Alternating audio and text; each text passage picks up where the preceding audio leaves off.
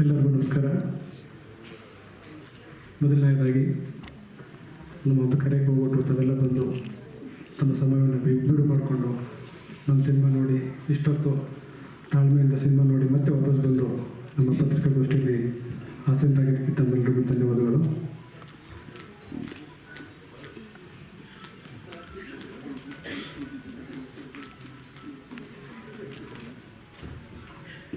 ನಮಗೆ ಏನು ಮಾತಾಡಬೇಕು ಅಂತ ಗೊತ್ತಾಗ್ತಿಲ್ಲ.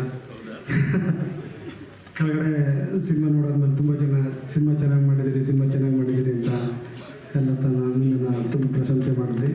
ತಮ್ಮೆಲ್ಲರಿಗೂ ಆಭಾರಿ. ದಯವಿಟ್ಟು ಇದೇ ಥರ ನಮ್ಮ ಸಿನಿಮಾ 4ನೇ ತಾರೀಕು ಅಕ್ಟೋಬರ್ ರಿಲೀಸ್ ಆಗುತ್ತೆ. ಸಪೋರ್ಟ್ ಮಾಡಿ, ತಮ್ಮ ಫೇಸ್ಬುಕ್ ವಾಲ್ಗಳಲ್ಲಿ, ಸೋಷಿಯಲ್ ಮೀಡಿಯಾಗಳಲ್ಲಿ ಈ ಸಿನಿಮಾನ ಪ್ರಮೋಟ್ ಮಾಡಿ. ಈ ಥರ ಕಂಟೆಂಟ್ ಓರಿಯೆಂಟೆಡ್ ಸಿನಿಮಾಗಳು, ಸಣ್ಣ ಬಜೆಟ್ ಸಿನಿಮಾಗಳು ಇವತ್ತು ತುಂಬ ಅಗತ್ಯ ಇದೆ. ದಯಮಾಡಿ ಕನ್ನಡ ಇಂಡಸ್ಟ್ರಿಯನ್ನು ಸ್ವಲ್ಪ ಇನ್ನೂ ಉಳಿಸ್ಕೋವಂಥ ಪರಿಸ್ಥಿತಿ ನಿರ್ಮಾಣ ಆಗಿದೆ. ದಯವಿಟ್ಟು ಒಳ್ಳೆ ಚಿತ್ರನ ಯಾವತ್ತೂ ಕನ್ನಡಿಗರು ಕೈ ಬಿಟ್ಟಿಲ್ಲ. ಈ ಥರದ ಒಂದು ಒಳ್ಳೆಯ ಸಿನಿಮಾನ ಅವೆಲ್ಲ ಬೆಂಬಲಿಸಬೇಕು ಅಂತ ನಾನು ಈ ಮೂಲಕ ಅಷ್ಟೇ ಕೇಳ್ಕೊಳ್ಳೋಕ್ಕೆ ಸಾಧ್ಯ. ದಯವಿಟ್ಟು ಎಲ್ಲರೂ ಸಿನಿಮಾನ ಬೆಂಬಲಿಸಿ. ಈ ಸಿನಿಮಾ ಆಗೋದಕ್ಕೆ ಇವತ್ತು ನಾನು ಒಬ್ಬ ವ್ಯಕ್ತಿನ ನೆನೆಸ್ಕೊಳ್ಳಬೇಕು, ನಮ್ಮ ಪುನೀತ್ ರಾಜ್ಕುಮಾರ್ ಅವರು. ಆ್ಯಕ್ಚುಲಿ ಇವತ್ತು ಅವ್ರಿಗೆ ಇರಬೇಕಿತ್ತು. ಈ ಸಿನಿಮಾ ಆಗೋದಕ್ಕೆ ಮುಖ್ಯವಾದ ಕಾರಣ ಅವರೇ. ನಮ್ಮ ಕಾರ್ಯಕಾರಿ ನಿರ್ಮಾಪಕರು ವರದಾನ ಅವರ ಅಳಿಯ ನಾನು ಈ ಥರ ಸಿನಿಮಾ ಮಾಡಬೇಕು ಸರ್ ಅಂತ ಹೇಳಿದಾಗ ಆಯಿತು ಮಾಡೋಣ ಅಂತ ಹೇಳ್ಬಿಟ್ಟು ಅಪ್ಪು ಸರ್ ಹತ್ರ ಕರ್ಕೊಂಡವರು ಕತೆ ಹೇಳಿ ಅಂತ. ನಾನು ಕತೆ ಹೇಳಿದೆ.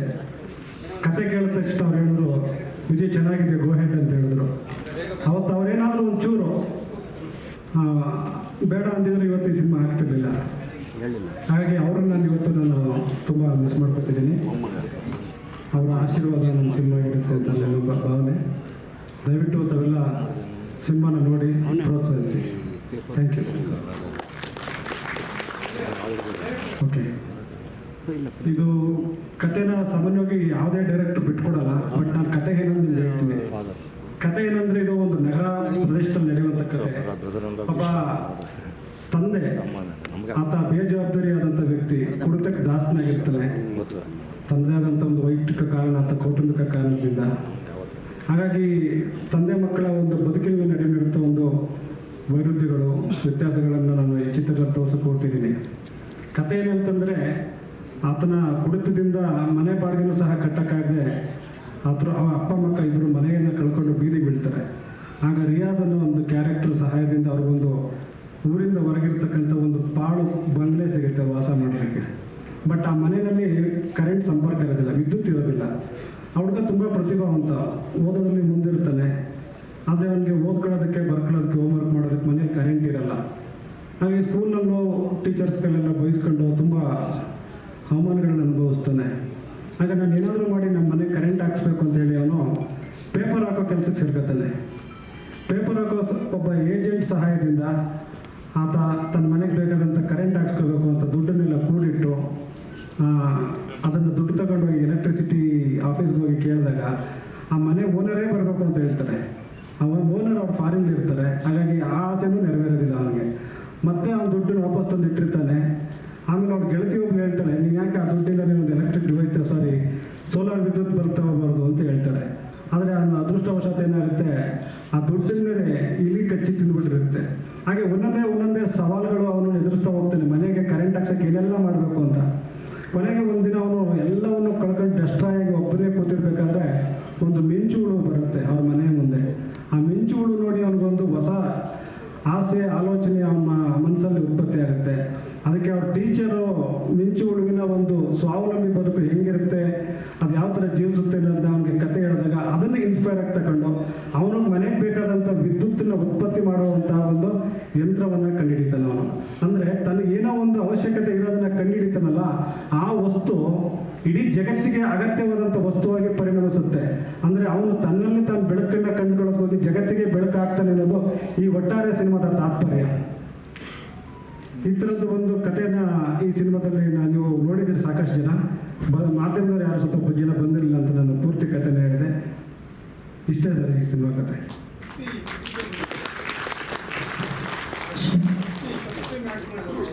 ಸರ್ ಪೃಥ್ವಿ ಬಗ್ಗೆ ಏನು ಹೇಳೋದು ಸರ್, ಅವ್ರ ಬ್ಲಡ್ಡಲ್ಲೇ, ರಕ್ತದಲ್ಲೇ ಆ ಕಲೆ ಇದೆ. ಅವ್ರ ತಾತ ಜೀನು ಎಲ್ಲ ನಾವೇನು ಹೇಳೋದು ಸರ್, ಫಸ್ಟ್ ಟೈಮ್ ಆ್ಯಕ್ಟ್ ಮಾಡ್ತಾರೆ ಅಂತ ಅನಿಸ್ಲೇ ಇಲ್ಲ ನನಗೆ.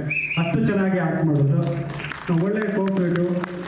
ನಾವು ಏನೋ ಅಂಥ ಸವಲತ್ತಿರಲಿಲ್ಲ, ಸಣ್ಣ ಬಜೆಟ್ ಸಿನಿಮಾ ಆದರೂ ನಾವು ಎಲ್ಲಿ ಊಟ ಕೊಟ್ಟರು, ಎಲ್ಲಿ ಶೂಟಿಂಗ್ ಮಾಡಿದ್ರು, ಯಾವುದೇ ಕಾಸ್ಟ್ಯೂಮ್ ಕೊಟ್ಟರು ಹಾಕೊಂಡು ಮಾಡಿದ್ರು. ಅವರೊಂದು ಸ್ಟಾರ್ ಫ್ಯಾಮಿಲಿ ಅಂತ ನನಗೆ ಅನಿಸ್ಲೇ ಇಲ್ಲ ಸರ್. ಒಂದು ರೀತಿ ನನ್ನ ಅದೃಷ್ಟ, ರಾಜ್ ಕುಟುಂಬದ ಒಬ್ಬ ಫಸ್ಟ್ ಟೈಮ್ ನನ್ನನ್ನು ನಾನು ಲಾಂಚ್ ಮಾಡಿದೆ ಅಂತ ಹೇಳ್ಕೊಳ್ಳೋಕೆ ನನಗೊಂಥರ ಹೆಮ್ಮೆ ಅನಿಸುತ್ತೆ. ನನ್ನ ಚಿತ್ರದ ಮುಖಾಂತರ ಅವ್ರು ಇಂಟ್ರೊಡ್ಯೂಸ್ ಆಗ್ತಿರೋದು ನನಗೊಂದು ಕ್ರೆಡಿಟ್ ಇದು. ಆ ಥರ 50% ಅಂತ ಹೇಳ್ಬೋದು ಸರ್. ನಂದು 3ನೇ ಸಿನಿಮಾ ಸರ್ ಇದು. ಇದಕ್ಕೆ ಹಿಂದಿಂದು ಊಟಿ, ಅದಕ್ಕಿಂತ ಫಸ್ಟ್ ಸಿನಿಮಾ ಬಂದು ಡ್ರ್ಯಾಗನ್, 2010 ಡ್ರ್ಯಾಗನ್ನು, 2015 ಊಟಿ, ಇವಾಗಿದೆ ಸರ್ ಮಿಂಚುಗಳು. ಧನ್ಯವಾದ ಸರ್. Thank you. ಎಲ್ಲರಿಗೂ ನಮಸ್ಕಾರ. ತಾವೆಲ್ಲ ಪಿಕ್ಚರ್ ನೋಡಿದ್ದೀರಾ, ಎಲ್ಲ ಪ್ರೋತ್ಸಾಹಿಸಬೇಕು. ಒಂದು ಮಕ್ಕಳ ಚಿತ್ರ ಅಂತ ನಮ್ಮ ಮಹೇಶ್ ಅವರು ಬಂದು ಹೇಳಿದಾಗ ಸಬ್ಜೆಕ್ಟ್ ಭಾಳ ಚೆನ್ನಾಗಿತ್ತು, ಸರಿ ಮಾಡೋಣ ಅಂತ ಹೇಳಿದ್ರು. ಪ್ಲಸ್ ನಮ್ಮ ರುಕ್ಕೋಜಿ ಅವರು, ಅವ್ರದ್ದು ತುಂಬ ಇದರಲ್ಲಿ ತುಂಬ ರೋಲ್ ಇದೆ, ಮೇಯ್ನ್ ಅವರೇ. ಎಲ್ಲರೂ ಪ್ರೋತ್ಸಾಹಿಸ್ಬೇಕಂತ ಕೇಳ್ತೀನಿ. ಮೀಡಿಯಾದವ್ರಿಗೆ ಎಲ್ಲರೂ ಪ್ರೋತ್ಸಾಹಿಸಿ ಆಶೀರ್ವದಿಸಿ. Thank you. ನಾನಾಗಲೇ ಹೇಳಿದ ಹಾಗೆ ವಿಜಯ್ ಕುಮಾರ್ ಅವರು ನನಗೆ ರಾಜಗೋಪಾಲ್ ಅವರು ಒಂದು ಮಕ್ಕಳ ಸಿನಿಮಾ ಮಾಡೋಣ ಅಂತ ಹೇಳಿದ್ರು. ಆಯ್ತು, ಹಿಂಗೆ ಹೇಳಿದ್ರೆ ಏನು ಬೇಕಾದ್ರೂ ಮಾಡೋಣ ಅಂತೇಳಿ ನಾನು ಇದಕ್ಕೆ ಪ್ರಸ್ತಾವ ಕೊಟ್ಟೆ. ನನಗೆ ಸಿನಿಮಾ ಬಗ್ಗೆ ಅಷ್ಟೇನು ಗೊತ್ತಿಲ್ಲ. ರಾಜಗೋಪಾಲ್ ಏನು ಮಾಡ್ತಾರೆ ಅದನ್ನು ಮಾಡೋಕ್ಕೆ ಸಿದ್ಧ ಟ್ರೈ ಮಾಡಿ.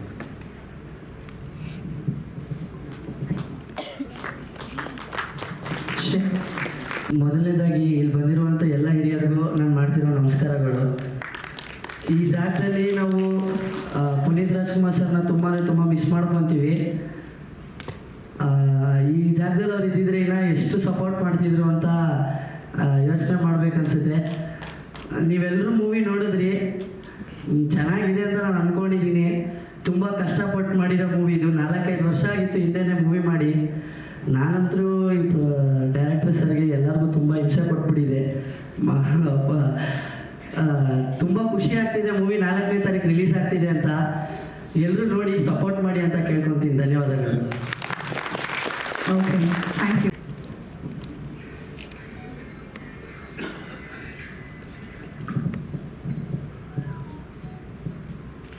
ಎಲ್ಲರಿಗೂ ನಮಸ್ಕಾರ. ಸೊ ಚಿತ್ರ ನೋಡಿದ್ದೀರಲ್ಲ ನೀವು, ಸೊ ಏನು ಅನಿಸ್ತಿದೆ ನಿಮಗೆ? ಚೆನ್ನಾಗಿದೆಯಾ? ಸೊ ನನ್ನ ಪಾತ್ರ ಬಂದು ಇದರಲ್ಲಿ ಪೇಪರ್ ಏಜೆಂಟು. ಸೊ ನಮ್ಮ ಪ್ರೀತಮ್ಗೆ ಲೀಡ್ ರೋಲ್ ಮಾಡಿರೋನಿಗೆ ನಾನು ಒಂಥರ ಸಪೋರ್ಟಿಂಗ್ ಕ್ಯಾರೆಕ್ಟ್ರ್, ಯಾವಾಗಲೂ ಎನ್ಕರೇಜ್ ಮಾಡೋ ಥರ character. So first time actually Mahesh ಅವ್ರು ಬಂದು ನಮ್ಮ ಮನೆಗೆ ಸ್ಟೋರಿಯೆಲ್ಲ ಎಕ್ಸ್ಪ್ಲೇನ್ ಮಾಡಿದ್ರು. ಸೊ ಅದೇ ನಿಮ್ಮ ಪಾತ್ರ ಹಿಂಗಿರುತ್ತೆ ಅಂತಲ್ಲ. ಸೊ ನನಗೂ ಇಷ್ಟ ಆಯಿತು. ಸೊ ಹಂಗೆ ಸ್ಟಾರ್ಟ್ ಆಯಿತು ನನ್ನ ಜರ್ನಿ. ಸೊ ತುಂಬ ಖುಷಿ ಆಗ್ತಿದೆ. ನಿಮ್ಮ ಮೀಡಿಯಾ ಅವ್ರ ಎನ್ಕರೇಜ್ಮೆಂಟ್ ಮತ್ತು ಜನದ ಎನ್ಕರೇಜ್ಮೆಂಟ್ ಎಲ್ಲ ಬೇಕು ಈ ಫಿಲಿಮ್ ಸಕ್ಸಸ್ ಆಗಬೇಕಂದ್ರೆ. ಸೊ ಇಷ್ಟು ಹೇಳಿ ನನ್ನ ಮಾತನ್ನ ಮುಗಿಸೋಕ್ಕೆ ಇಷ್ಟಪಡ್ತೀನಿ. Thank you. Thank you. ಎಲ್ರಿಗೂ ನಮಸ್ಕಾರ. ಒಂದು ಕನ್ನಡದಲ್ಲಿ ಒಳ್ಳೆಯ ಮಕ್ಕಳ ಚಿತ್ರವನ್ನು ನೋಡಿದ ಸಂತೋಷ ನಮ್ಮ ಜೊತೆಯಲ್ಲಿದೆ. ಸಾಮಾನ್ಯವಾಗಿ ಮಕ್ಕಳ ಚಿತ್ರಕ್ಕೆ ಬಂಡವಾಳ ಹೂಡೋರು ಅಥವಾ ಅವುಗಳನ್ನು ನಿಲ್ಲಿಸಬೇಕು ಅಂತ ತೊಡಗೋರು ತುಂಬ ಕಡಿಮೆ.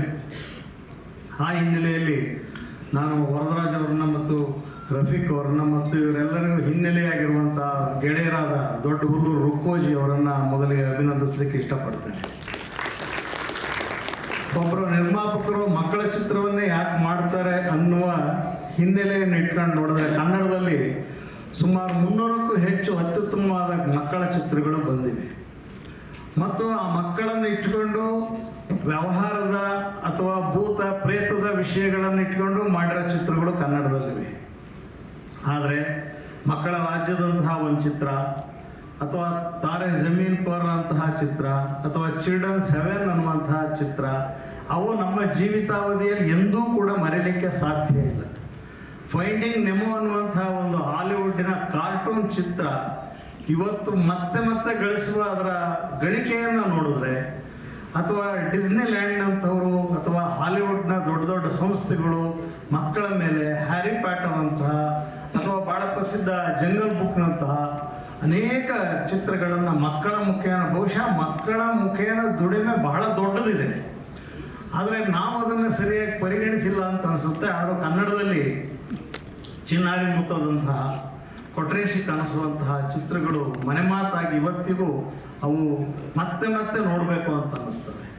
ಸೊ ಕನ್ನಡ ಚಿತ್ರರಂಗ, ಅದರಲ್ಲೂ ಮುಖ್ಯವಾಗಿ NR ನಂಜುಂಡೇಗೌಡ ಅಂತ ನಮ್ಮ ಸ್ನೇಹಿತರು ಒಬ್ಬರಿದ್ದಾರೆ. ಅವರು ಚಿಲ್ಡ್ರನ್ಸ್ ಫಿಲ್ಮ್ ಇಂಡಿಯಾ ಅಂತ ಒಂದು ಸೊಸೈಟಿನೇ ಮಾಡ್ಕೊಂಡು ಮಕ್ಕಳ ಚಿತ್ರಕ್ಕಾಗಿ ತಮ್ಮನ್ನು ತಾವು ಡೆಡಿಕೇಟ್ ಮಾಡೋ ಅಂಥವ್ರಿದ್ದಾರೆ. ಅನೇಕ ಜನ ನಿರ್ದೇಶಕರು ಮಕ್ಕಳ ಮೇಲೆ ಕೆಲಸ ಮಾಡಿರೋವಂಥವ್ರಿದ್ದಾರೆ. ಮಕ್ಕಳ ಮನಸ್ಸಿದೆಯಲ್ಲ, ಅದು ಹೂತ ನವಿರಾದ ಭಾವದ ಜೊತೆಯಲ್ಲಿ, ಘಾಸಿಯಾಗದ ವಿಷಯದ ಜೊತೆಯಲ್ಲಿ ಬದುಕಬೇಕಾಗಿರುವಂತಹ ಆ ಹೂಗಳನ್ನು ಕಾಪಾಡಿದ ಹಾಗೆ ಮಕ್ಕಳನ್ನು ಕಾಪಾಡುವ ಒಂದು ಜವಾಬ್ದಾರಿ ಸೊಸೈಟಿ ಮೇಲೂ ಇದೆ, ನಿರ್ದೇಶಕರ ಮೇಲೂ ಇದೆ, ಪೋಷಕರ ಮೇಲೂ ಇದೆ. ಈ ಚಿತ್ರವನ್ನು ನೋಡಿದಾಗ ನನಗೆ ಅನ್ನಿಸ್ತು, ಎಷ್ಟೋ ಸಾರಿ ಈ ಹುಡುಗನ ಶೇಡ್ ನೋಡಿದಾಗ ತಾರೆ ಜಮೀನ್ ಪರ್ನ ಎಲ್ಲೋ ಒಂದು ಲುಕ್ ಕಾಣ್ತಾ ಇದೆಯೇನೋ ಅಂತ ಅನಿಸ್ತಿತ್ತು. ಆದರೆ ಈ ಚಿತ್ರದ ವಿಶೇಷ ಏನಂದರೆ, ಇದು ಒಂದು ವೈಜ್ಞಾನಿಕ ಚಿತ್ರ. ಮುಖ್ಯವಾಗಿ ಮೆಕ್ಯಾನಿಕಲ್ ಇಂಜಿನಿಯರಿಂಗನ್ನು ಕನ್ವರ್ಟ್ ಟು ಎಲೆಕ್ಟ್ರಿಕ್ ಎನರ್ಜಿಗಾಗಿ ಝೋಲಾಂಟಾ ಅನ್ನುವಂತಹ ಒಬ್ಬ ವಿಜ್ಞಾನಿಯ ಜೀವನವನ್ನು ನೆನಪು ಮಾಡುವಂತಹ ಚಿತ್ರ ಇದೆ. ಅದಕ್ಕಾಗಿ ನಾನು ಈ ತಂಡವನ್ನು, ಮುಖ್ಯವಾಗಿ ನಿರ್ದೇಶಕರನ್ನು ಮೊದಲಿಗೆ ಅಭಿನಂದಿಸ್ತೀನಿ. ಯಾಕೆ ಅಂತಂದರೆ, ಅವೈಜ್ಞಾನಿಕ ವಿಚಾರಗಳನ್ನೇ ಬಿತ್ತುತ್ತಾ ಇರುವಂತಹ ಈ ಸಂದರ್ಭದಲ್ಲಿ ಇಂಥದ್ದೊಂದು ಒಳ್ಳೆಯ ವೈಜ್ಞಾನಿಕ ಚಿತ್ರವನ್ನು ಕೊಟ್ಟಿದ್ದೀರಲ್ಲ, ಮನೆ ಮಂದಿ ಕೂತು ನೋಡಬೇಕಾಗಿರುವ ಚಿತ್ರ ಇದೆ. ಮಕ್ಕಳು ಸಿನಿಮಾ ನೋಡೋದಕ್ಕೆ, ಮಕ್ಕಳನ್ನು ತೋರಿಸೋದಕ್ಕಾಗಿ ಪೋಷಕರು ಸಹಜವಾಗಿ ಬರಬೇಕು. ನಾವು ಮೊದಲ ಎಡಿಷನ್ನು ಲಿಟ್ಲ್ ಚಾಂಪ್ನ ರೀತಿಯಲ್ಲಿ ಕನ್ನಡದಲ್ಲಿ ಡ್ರಾಮಾ ಜೂನಿಯರ್ಸ್ಗಳನ್ನು ತಂದಾಗ, ಪ್ರೋಗ್ರಾಮ್ ತಂದಾಗ, ಈಗ ಎಷ್ಟು ಮುಗಿ ಬೀಳ್ತಾರೆ ಅಂದರೆ, ಸರ್ ಹೇಗಾದ್ರೂ ಮಾಡಿ ನಮ್ಮ ಮಗನ್ನ ಒಂದು ಡ್ರಾಮಾ ಜೂನಿಯರ್ ಬರೋಂಗೆ ಮಾಡಿ ಸರ್. ಸೊ ಈಗ ಟೆಲಿವಿಷನ್ ಮೂಲಕ ಕೂಡ ಪರ್ಫಾರ್ಮಿಂಗ್ ಆರ್ಟ್ ಭಾಳ ವ್ಯಾಪಕವಾಗಿ ಬೆಳೆದಿದೆ. ಶಿಕ್ಷಣದ ಮತ್ತೊಂದು ಭಾಗ. ನಾವು ಮುಖ್ಯವಾಗಿ ಮಕ್ಕಳ ಚಿತ್ರವನ್ನು ನೋಡಬೇಕಾಗಿರೋದು ಮುಖ್ಯವಾಗಿ ಎಜುಕೇಟಿವ್ ಫಿಲ್ಮ್ಸೇ ಆಗಿರ್ತವೆ. ಮಕ್ಕಳ ಮನಸ್ಸನ್ನು ಅರ್ಥ ಮಾಡಿಕೊಳ್ಳುವ, ತಿದ್ದುವ, ಅಥವಾ ಒಂದು ಅವರ ವೆಂಚರ್. ಈ ಕನ್ನಡದಲ್ಲೇ ಪುಟಾಣಿ ಏಜೆಂಟ್ 1, 2, 3 ಅಂತಹ ಸಿನಿಮಾ ಮಾಡಿರೋ ಪರಿಣಾಮ, ಅಥವಾ ಪ್ರಚಂಡ ಪುಟಾಣಿಗಳು ಅನ್ನುವಂತಹ ಚಿತ್ರ, ಅಥವಾ ನಾಗರಹೊಳೆ ಅಂತಹ ಚಿತ್ರ, ಬಹಳ ದೊಡ್ಡ ಟ್ರೆಂಡ್ ಸೆಟ್ ಮಾಡಿರುವಂತಹ ಚಿತ್ರಗಳು ಕನ್ನಡದಲ್ಲಿವೆ. ನನಗನ್ಸುತ್ತೆ ಈ ಚಿತ್ರ ಕೂಡ ಅಂಥದ್ದೇ ಒಂದು ಒಂದು ಟ್ರೆಂಡ್ ಸೆಟ್ಟನ್ನು ಮಾಡುವಂತಹ ಚಿತ್ರ. ಮಕ್ಕಳ ವೈಜ್ಞಾನಿಕ ಮನೋಭಾವ ಇವತ್ತು ಎಷ್ಟು ವ್ಯಾಪಕವಾಗಿದೆ ಅಂದರೆ, ಅದು ಥಿಯೇಟ್ರಲ್ಲಿದೆ, ವಿಜ್ಞಾನದ ನಾಟಕಗಳಲ್ಲಿದೆ, ವಿಜ್ಞಾನದ ಚಿತ್ರಗಳಲ್ಲಿದೆ. ಈ ವಿಷಯ ಒಂದು ಸೈಂಟಿಫಿಕ್ ಟೆಂಪರಮೆಂಟನ್ನು ಬಹಳ ಅದ್ಭುತವಾಗಿ, ಅದರಲ್ಲೂ ಸಂವಿಧಾನ ಕೊಡಮಾಡಲ್ಪಟ್ಟಂತಹ ನಮ್ಮ ಮುಖ್ಯ ಕರ್ತವ್ಯಗಳಲ್ಲಿ ವೈಜ್ಞಾನಿಕ ಮನೋಧರ್ಮವನ್ನು ಪ್ರಚುರಪಡಿಸುವ ಒಂದು ವಿಷಯವಾಗಿ ಕೂಡ ಈ ಚಿತ್ರ ತನ್ನದೇ ಆದ ಒಂದು ಸಾಮಾಜಿಕ ಜವಾಬ್ದಾರಿಯನ್ನು ಇಟ್ಕೊಂಡಿದೆ ಅಂತ ಆಶಿಸ್ತಾ, ಮತ್ತು ಇಂತಹ ಚಿತ್ರಗಳಿಗೆ ಪ್ರೋತ್ಸಾಹವನ್ನು ನಾವು ಚಿತ್ರಮಂದಿರಗಳಿಗೆ ಮಕ್ಕಳ ಸಹಿತ ಪೋಷಕರು ಬಂದು ನೋಡದ ಹೊರತು ಇದು ಪ್ರೋತ್ಸಾಹ ನೀಡುವ ಬೇರೆ ಸಾಧ್ಯತೆ ಇರೋದಿಲ್ಲ. ಅಂತ ಒಂದು ಪ್ರೋತ್ಸಾಹವನ್ನು ಈ ಚಿತ್ರ ಪಡೀಲಿ ಅಂತ ಆಶಿಸ್ತೀನಿ. ನಿರ್ಮಾಪಕರ ಶ್ರಮ ಸಾರ್ಥಕ ಆಗಿದೆ ಅಂತ ನಾನು ಹೇಳ್ತೀನಿ. ಯಾಕೆಂದರೆ ಯಾವ ಚಿತ್ರಗಳನ್ನು ಬೇಕಾದರೂ ತೆಗಿಬೋದು. ಚಿತ್ರಗಳನ್ನು ತೆಗಿಯೋಕ್ಕೆ ನಿರ್ದೇಶಕರಲ್ಲಿ ಕಂಟೆಂಟ್ಗಳಿಗೆ ಏನು ಕಡಿಮೆ ಇಲ್ಲ, ಬೇಕಾದಷ್ಟಿದೆ. ಆದರೆ ಒಂದು ಉತ್ತಮ ಅಭಿರುಚಿಯನ್ನು ರೂಪಿಸುವಂತಹ ಚಿತ್ರವನ್ನೇ ತೆಗಿಬೇಕು ಅನ್ನುವ ಒಂದು ಜವಾಬ್ದಾರಿ ಇದೆಯಲ್ಲ, ಅದು ಅಭಿನಂದನಾರ್ಹವಾದ್ದು. ಕನ್ನಡ ಸಿನಿಮಾ ಸರಿಯಾದ ದಿಕ್ಕಿನಲ್ಲಿ ಮಕ್ಕಳ ಮನಸ್ಸನ್ನು ಕಟ್ಟುವ ಕೆಲಸವನ್ನು ಇಂತಹ ಚಿತ್ರಗಳ ಮುಖೇನ ಮಾಡ್ತಾ ಇದೆ ಅಂತ ನಾನು ತುಂಬ ಹರ್ಷಿಸ್ತೇನೆ ಮತ್ತು ಸಂತೋಷ ಆಗಿದೆ. ಒಂದು ಒಳ್ಳೆಯ ನೆನಪಿನಲ್ಲಿ ಉಳಿಯುವಂತಹ ಚಿತ್ರವನ್ನು ನೀವು ಮಾಡಿದ್ದೀರಿ. ಅದಕ್ಕಾಗಿ ನಿಮ್ಮ ತಂಡಕ್ಕೆ ನಾನು ಅಭಿನಂದನೆಗಳು ನೀಡಿ ನಾನು 4 ಮಾತನ್ನು ಮುಗಿಸ್ತೀನಿ. ನಮಸ್ಕಾರ. ತಾಯಿ ಮನಸ್ಸಿನ ನಿರ್ಮಾಪಕಿ ಪಕ್ಕದಲ್ಲಿ ಕೂತಿದ್ದಾರೆ, ಅವರು ಈ ಚಿತ್ರದ ಬಗ್ಗೆ ಮೊದಲು ಮಾತಾಡಬೇಕು. ನಾನು ಅಲ್ಲೇ ಹೋಗ್ತೀನಿ.